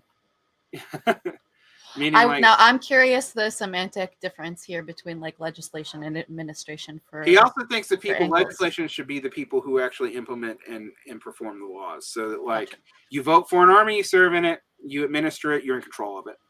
You vote for things to happen in government, but you also administer the government. That's why there's so much talk in Engels about rights and obligations, because he's like, you get a right, you get an obligation. If you unbalance the two, you make a dependency relationship, and you can't. Gotcha. Okay, cool. He's going to come more into this here. Yeah. Cool. So administration by the people, that would at least be something. Yeah, that would at least be something. Like, so make everybody part of the state. Like, if everyone's part of the state, basically no one's outside of it. It's like, yeah. And so again, this is like the limitation of, a demand for universal suffrage isn't enough. Right. Like universal suffrage is fine. We need it, but not enough. It's not enough. And like local councils, great. They're fine. Sometimes they do more harm than good, but what we must say about them is they don't really matter. Sorry, cancel communist, I guess. Similarly omitted is the first prerequisite of all liberty, that officials must be responsible for all their official actions to every citizen before ordinary courts and in accordance with common law. That demand, such as freedom of science and freedom of conscience, figure in every liberal bourgeois program and seem to trifle out of place here, is something that I shall not enlarge upon. This is basically saying, like, look, we don't have to ask for that. The liberals already asked for that, and they're right to ask for it. We're not against it, but we're supposed to be further than them. So sure, we're supposed to assume that already. This and Marx will get clearer into why that's a problem. I think some of this is clearer than Marx. Some of this is not clearer than Marx, and we'll get. Yeah. I think this actually, maybe we could even one day discuss like the difference between the way Engels communicates and reasons versus the way Marx does, because I think they often in content end up being the same, but the way they express and talk about it are radically different sometimes. Definitely. The free people's state is transformed into the free state. I'm glad he includes it, because this has never made sense to me as a critique until I read this letter. Yeah. So what's the difference?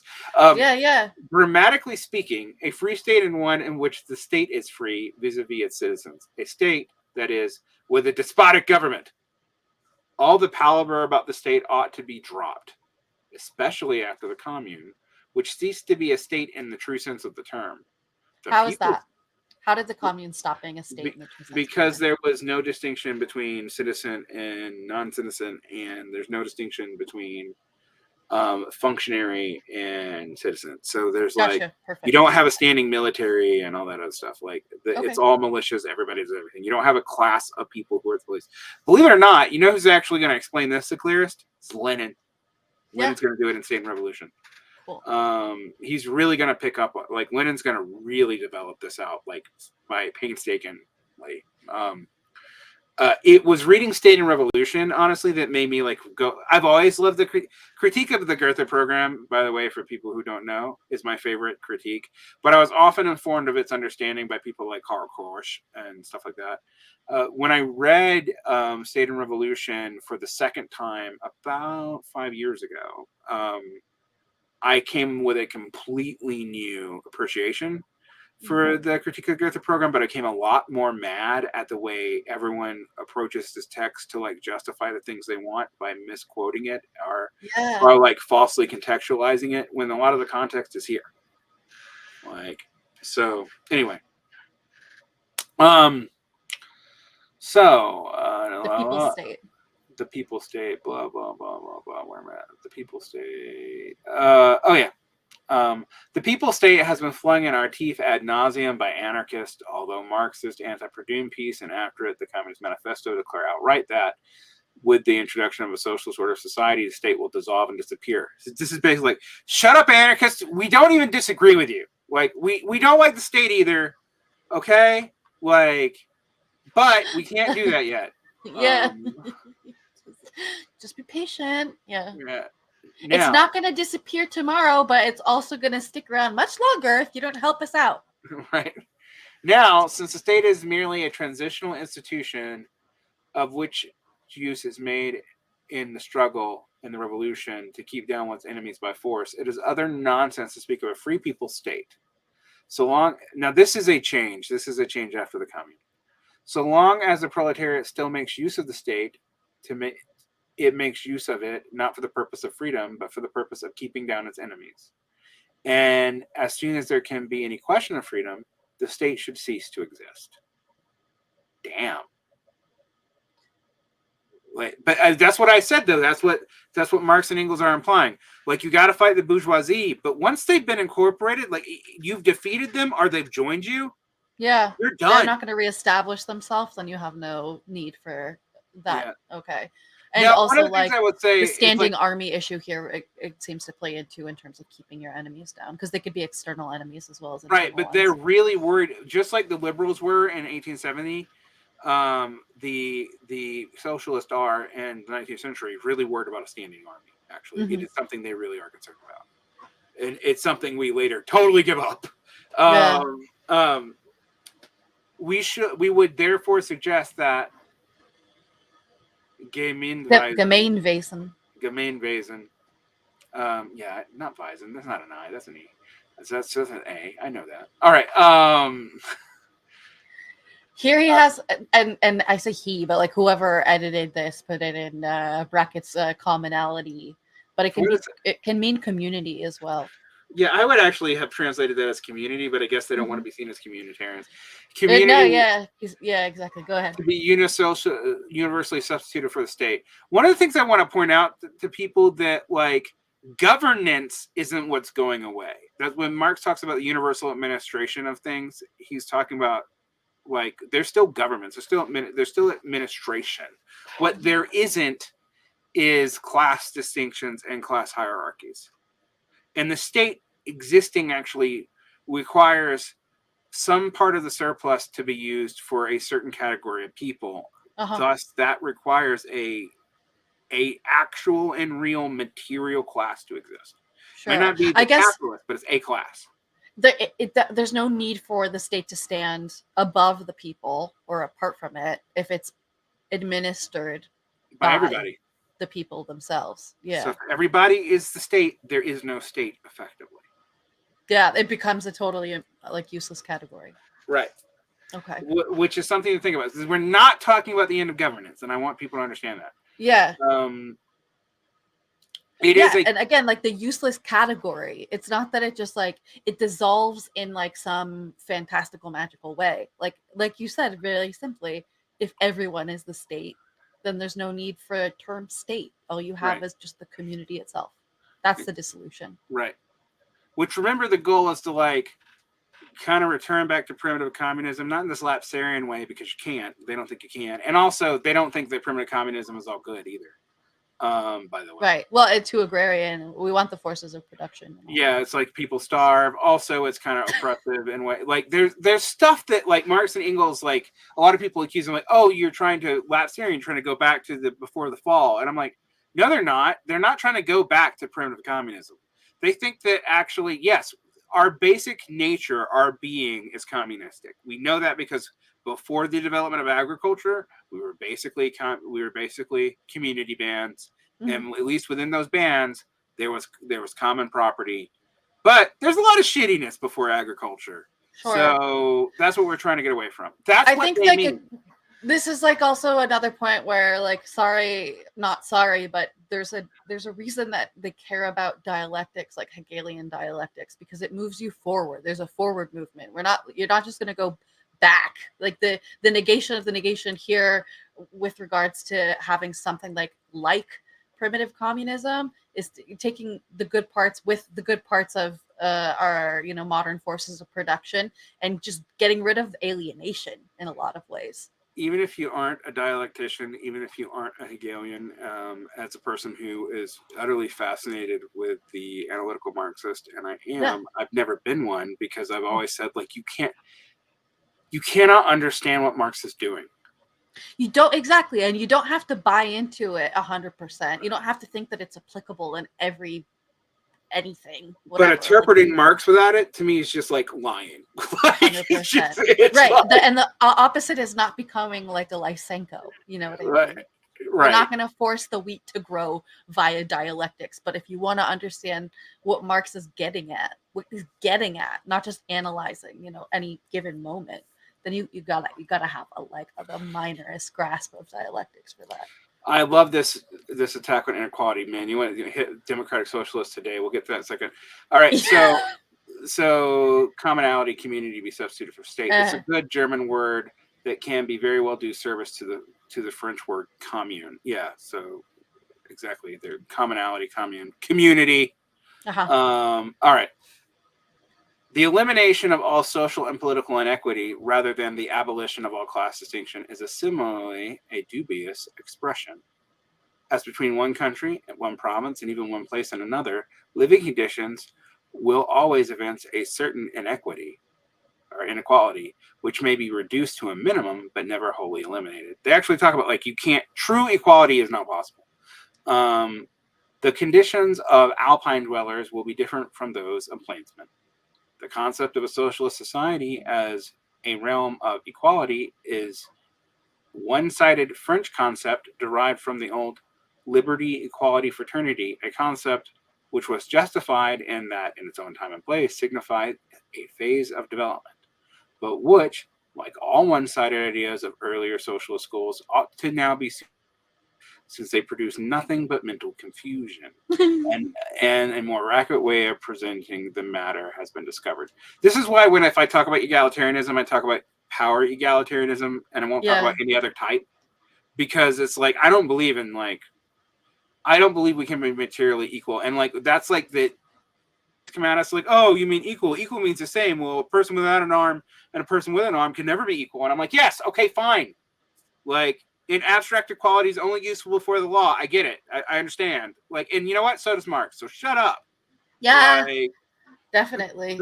No, and again, and here we've exactly hit on another classic bourgeois liberal conception and where it came from and why. And even that needs to be understood as equality in the face of power. And we're talking about bourgeois versus monarchy. It's not literally everybody there either.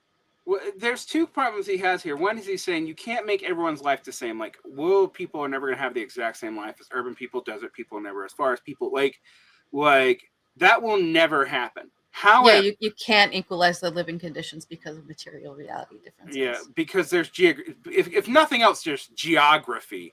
Marx even goes into there's disability, there's differences in intelligence. He doesn't mean it in between races or he's talking about individuals. He's but we can mollify a lot of that, but you're never going to make it all go away, and don't promise that you can. But also, there's a way in which you could say we're going to get rid of all social and political inequality and yet maintain those class distinctions because we're doing it only in abstract. Like, this is not something Engels gets into, but Marx does. Mm-hmm. And because we're doing it only in abstract, like, we can be class collaborationists because we're all equal, right? Like, even though fundamentally, according to the logic of capital, that can't be true. It just cannot be true.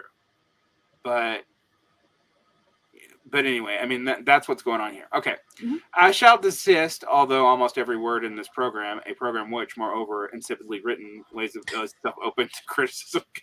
Like, not only is it wrong, but you guys can't write. You wrote it so bad. Yeah.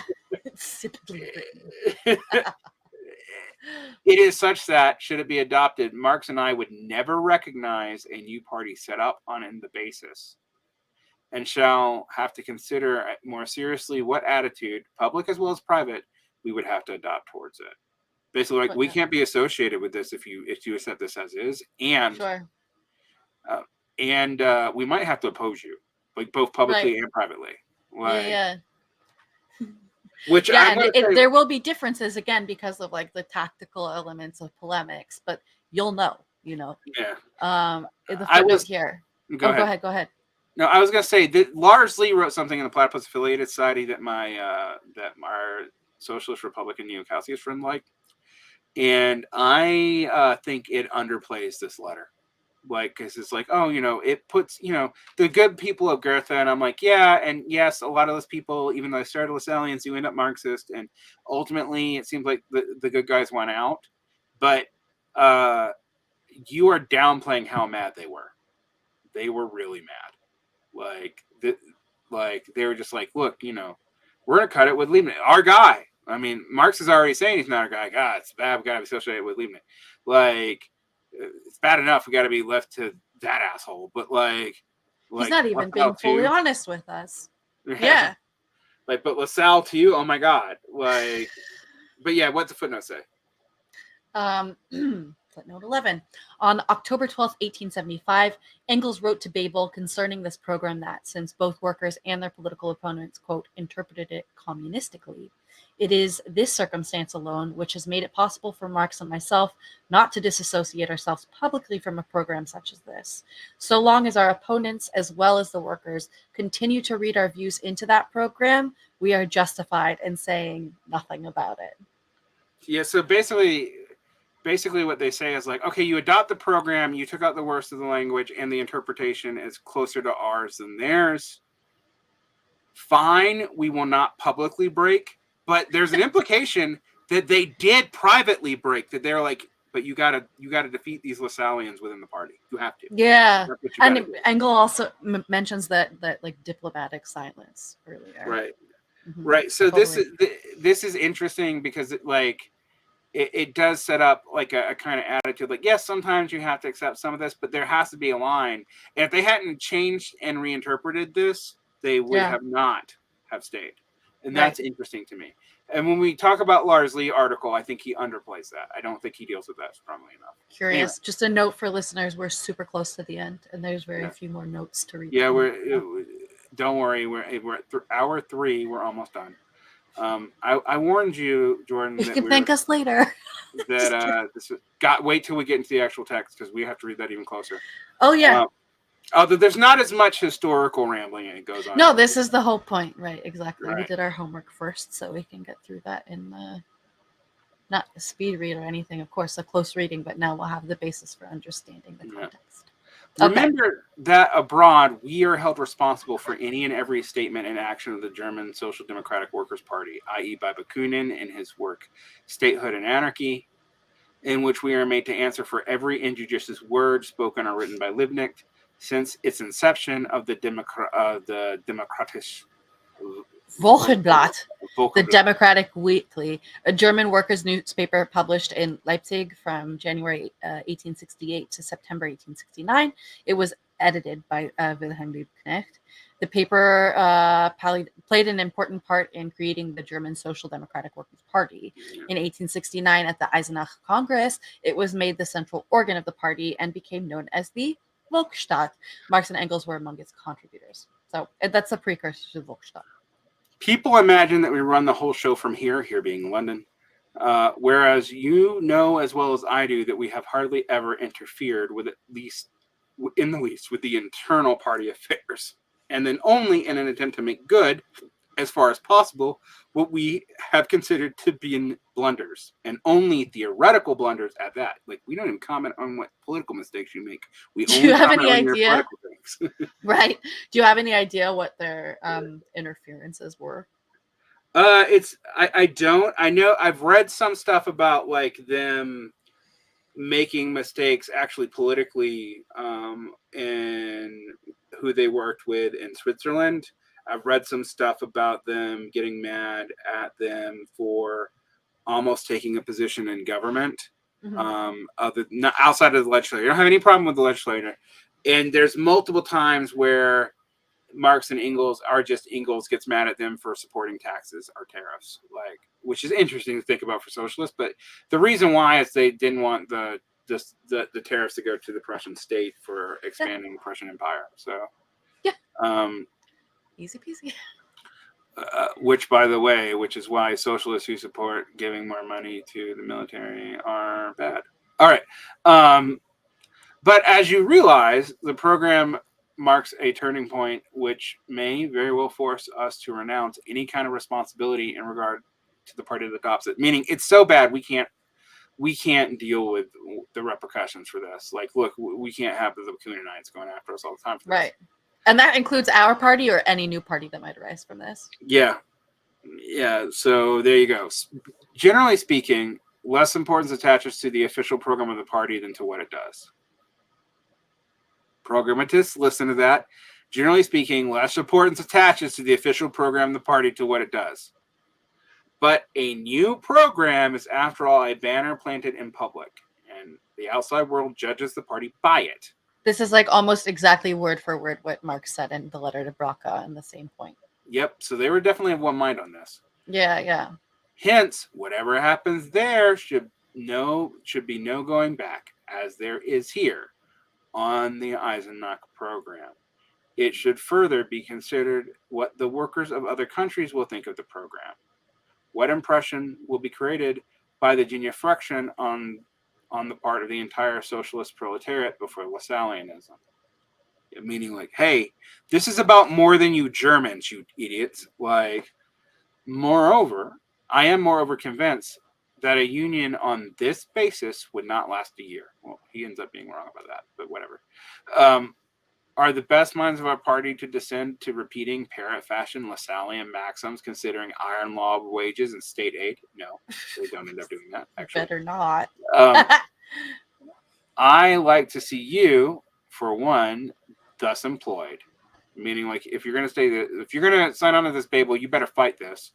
And were they to do so, their audience would hiss them off the stage. That's funny because I read that I'd like for one to see you thus employed as more like I'd like to see you do that. Like, I doubt you could just garble up these Lassallean maxims. Oh yeah, you can't do it either. Like, yeah. I think I misread it. Good luck with that. Yeah. Like, you're not convinced anyone you believe that shit, Bebel. We know you. Exactly. It's such weird wording though. There's so much. You're right. This is so British, and I mean, I know it's written in German, but it's so British in its references. Anyway. Yeah. And I am sure that it is precisely on these bits of the program that the Lassalleans are insisting, like Shylock the Jew on his pound of flesh. I have a note about that. Go ahead. But I'm just. Go ahead. So fucked up. I was like, I knew how Shylock the Jew was, but the pound of flesh part was like, what is this? You've from never the Merchant read of Venice. What? You've never read the Merchant of Venice? No, I did, but I didn't know. Yeah, no, it's been such a long time. I think I went to a Jewish private school. We you were probably gonna didn't read it. hold Shakespeare in high regard. We're not going to read the Merchant of Venice. I think I read that in a different pretty anti-Semitic, actually. Exactly. The Merchant of Venice, Act 1, Scene 3. In Venice, Bassanio goes to Shylock, a Jewish moneylender, to borrow in Antonio's name 3,000 ducats. Shylock hates Antonio, but agrees to lend the money, provided that Antonio sign a bond to yield a pound of his own flesh if he is unable to repay the loan on time. Lovely. Yeah, and he asked for the pound of the flesh to be his heart. Well, okay, you Yeah, pay an arm and a leg, but right. Yeah, that's what. And eventually Shylock gets condemned to become a Christian, to not get executed. That's how that plans. Although I will say, like, the weird thing about that is, like, the best speeches go to Shylock. Like really, like, Shylock, when they condemn Shylock, like, he gets these really truly interesting speeches that we all quote. But interesting. um, I have to go don't read it. back into read It is this. a weirdly humanistic portrayal of a Jew who is also a anti-Semitic stereotype to its core. Wonderful. It's the best you can hope for, honestly. Yeah, particularly from Elizabethan and Jacobean England.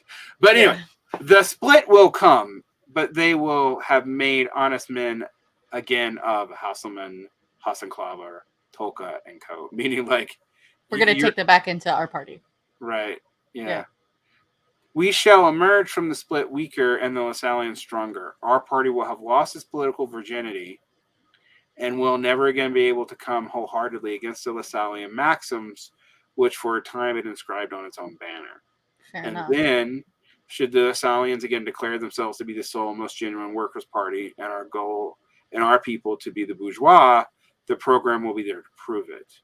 All the socialist measures in it are theirs, and our party introduced nothing save the demands of petty bourgeois democracy, which it has itself described in the same program as part of a reactionary mass. That's what that's about. Like, look, you've condemned yourself by doing that. Like we don't believe that all the other political groupings are necessarily reactionary. Look at sometimes the petty bourgeois are actually good, and by condemning them all as part of a reactionary mass, but you're the one who contributed their political platform. What are you saying about yourself? And you'll never be able to divorce yourself from that, and you'll always be called for your hypocrisy and the it'll be unbelievable whatever claims you had in the beginning. And it's also acted against yourself. It's also going to suck because also what you've let represent socialism is the worst stuff in the thing. Like, so you've also made socialism look bad by letting socialism be represented by its dumbest version. Yeah. Cough, cough, cough, cough. People who call for leftist unity but don't want to kick out the idiots. Cough, cough, cough. Anyway. At the very least, you better not adopt their don't adopt their phrasing. Don't let them have power. Like, you can keep them in your party, but anyway. I had held this letter back in view of the fact that it would only be released on April 1st in honor of Bismarck's birthday. That's a funny joke. The footnote here, that is a really funny joke. Bebel, falsely accused of being in league with the French and part of a conspiracy to free French prisoners of war held in Germany and to lead them in an attack from the rear. Bebel and Liebknecht were arrested for high treason, but no prosecution was possible for lack of evidence. So they were just arrested and held. And he's written this before he was even released, or thought he would be released, which is really funny. Yeah, so then he was going to release it on April 1st in honor of Bismarck's birthday, just to like fuck with people. Anyway, well, I have just had a letter from Braca, who has also grave doubts about the program and asked for our opinion.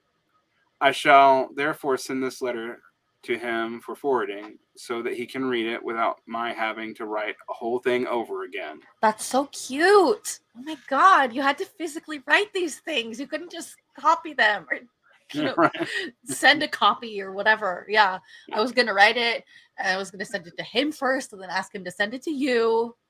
Yeah. I like how forwarding used to literally mean I gave you the letter. Now that you've read it, please send it to the next person that I told you to send it to. There's so much trust involved there. Yeah. Wow. I have, by the way, also spoken my mind to Rom. To Liebknecht, I wrote but briefly. We don't have that Liebknecht load, I don't think. I cannot.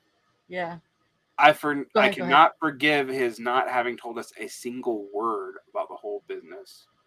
Whereas Rom and others believed he had given us the exact information. So basically, there's like, one of the reasons why I think why Mark is so mad at Liebknecht is like, you didn't tell us. Like, what is up with this? And now, like, like Marx is like more bitter about it. Like he's going back in time and be like, God, I've always been held accountable to Liebknecht, and look, he's full. He doesn't tell us everything. He's so full of crap. His bookstore doesn't even publish my stuff. Like, that's Marx's response. Engels. Herman Rom was like the most impossible person to find of all of my searches. And when you said you thought one of the names before was an artist as well, and you're like, oh wait, no, that's a later dude. Mm-hmm. If you look up Herman Rom, you will find exclusively the later dude. And Herman Rom, Engels wrote to him in 1875. And what I found was like the shortest freaking thing ever. And then the footnote was way more interesting. But like this gives you very little to no insight. I'm going to read it really fast anyway. Okay, go ahead. Engels to Herman Rom in Leipzig, London, 18 March 1875. He's saying, I answered, the 18th of March, possibly $1,000 from me, but dependent on circumstance over which I have no control. Shall revert to this as soon as possible. This is first published in Marx and Engels, printed according to the original works, whatever, blah, blah, blah. Published in English for the first time. The text crossed out before this note reads, answered 16/3/75, so 2 days earlier, have offered as soon as I can make them available $1,000 on the same terms as the other contributors, but definite decision postponed until after the Congress. So that I shall be entirely uncommitted should it produce a predominantly Lassallean program and authorities. So this Herman guy, Herman Rom, is asking for some contribution, but Engels is putting off committing to paying to it until he actually sees like what's going to be in this program. And again, like Liebknecht held back information for so long that they don't even know. They don't know if they're going to be able to commit to this in any way, shape, or form. But clearly, like, it's really important that Marx and Engels are signing on to it ahead of time. So of course you would expect to have more information shared with you. There's a footnote. Yeah, that's not an insignificant amount of money in this time period either. No, there's a footnote here. This is like from the collected works of Marx and Engels. This is a short record of a reply to Herman Rom's letter for Engels in February of 1875. Rom wrote that the Volksstadt publishers planned to purchase a plot of land to build new premises for the party printing office in Leipzig, and requested Engels to help collect the necessary funds. This plan is also mentioned in Engels' letter to August Bebel of 15th October 1875, which is what we're reading right now. Those are literally the only two references to Herman Rom that I could find anywhere. And it's just, like we said, it's just about monetary commitments, but it being dependent upon what's this Gotha program going to be, dude? Let me figure it out first. I'm guessing Rom must have been something like key fundraiser, and of course, Engels is one of the major sugar daddies of the S. For sure. The Social Democratic Workers' Party. So much easier to say than trying to remember the letters. And they're real mad that like Rom and others were like, look, well, we thought that Liebknecht told you. They're like, no, he didn't tell us anything. Nope. Yeah. True, this has always been his want. Hence a large amount of the disagreeable correspondence both Marx and myself had with him. I want to read more of those Liebknecht letters because I do know that they were pissed off with him a lot. Yeah. And Bebel was the one that they liked. But Bebel and Liebknecht are both so important that it's hard to like cut that out. Yeah, it's interesting. But this time it really is too bad, and we definitely shan't act in concert with him. Yeah, that's so British. I mean, I know that part of this is the translator, but also like you can't translate Marx to sound British, but you can sure as hell translate Engels to sound British. Yeah. Notice totally. I just changed them to English. All right. English. Engels to English. Do you see that you managed to come here in the summer? You would, of course, stay with me, and if the weather's fine, you might spend your day taking sea baths, which would really do you good after your long spell in jail. Your friend. Ever your friend, F.E. And then this postscript is so cute. Marx has just moved house. He is living at 41 Maitland Park Crescent, Northwest London. That's the end. Oh, man. I just saw... the more I learn about Engels, the more I think I agree with Marx more than him. I often think the difference between them is minor, very minor. Yeah. But the more I kind of like him, and the more I think that like Marx, like God, Marx is such an asshole. He's kind of a dick, and Engels is such a sweetheart. Right. And he's like, if I'm going to say something mean, it's going to be highbrow. Yeah, like Awesome. and it's gonna cut. Like I actually would rather be insulted by Marx than by Engels, but they both are cutting. But Engels is like Engels does have the English way of like, well, you know, if this got read in public, you could theoretically save face. Like for sure. Who, me? And he's writing this, and he's like. Whereas Marx calls people slurs in his letters, so and like fat, and like your wife is ugly, and all of this kind of stuff. Yeah, there's Engels is like, I shan't act in concert with him. Yeah, it's real funny.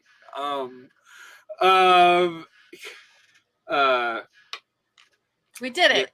We did it. We got through the letter. At the beginning and the forward. And I knew when we were like an hour in, I'm like, oh, we're just hitting the Engels letters. Oh God. But we are going to choices were made, and maybe I should have really thought about this and broken this up into 2 episodes. But we'll let the listeners do that. Yeah, wait till we get to the reception history of this, which is going to be the last few episodes where we have to talk about the interpretations of this later. And on that note, we are going to nail this down, and I will now welcome sometimes co-host of Nailing It Down when we talk. I'm officially just going to say when we deal with Marx and Engels text, because those are like primary explainers, they're going to be part of this series. Anything else will be continuing in the excavations line, which are often later text or secondary text, whatever. But I do feel like when I'm dealing with explaining like the key text of what Marxism is, maybe we should do it in the explainer show. So I'm definitely down for that. Okay, cool. And you continue like the Prussians taking over my life. No. As long as I can have like a really cool helmet with a spade on top of it and down. A spade. All right. Well, that's very not Jewy of you. But on that note, this will be you know, the release date for this will be Yom Kippur. Oh, perfect. Like while you're fasting and atoning. Yeah. Spare 3 hours and 15 minutes for learning something about letters. Yeah. So although you're not like, if you're a good Jew, you're not on the computer, but none of us here are good. That's Jews. Why you should be like a modern Orthodox Jew and download this and then listen to it. Okay, does that count? You don't have to press anything. I mean, there's lots of arguments about that. You could have left it on, even on Rosh Hashanah, even on Yom Kippur, though. I don't know. Yeah. That Yom Kippur, set your notification ahead of time, and then just let this bad boy play in an open tab, and no one's gonna hold it against you, except for the Haredi, who hold everything against everybody. They will. Yeah. All right. We will now end the Hebraic section of the show. All right. It's always got to end on that. And on that note. For people who listen to this when we record it, Shana Tova. For everyone else, happy Day of Atonement, which I you wish an easy fast, yeah, but I like Happy Day of Atonement better. Be in the Book of Life or whatever you're gonna do. Don't fast if you have diabetes. All right, that's Hebraic law, right? Like that's true. Yeah, this specifically referenced diabetes. And on that note, good day.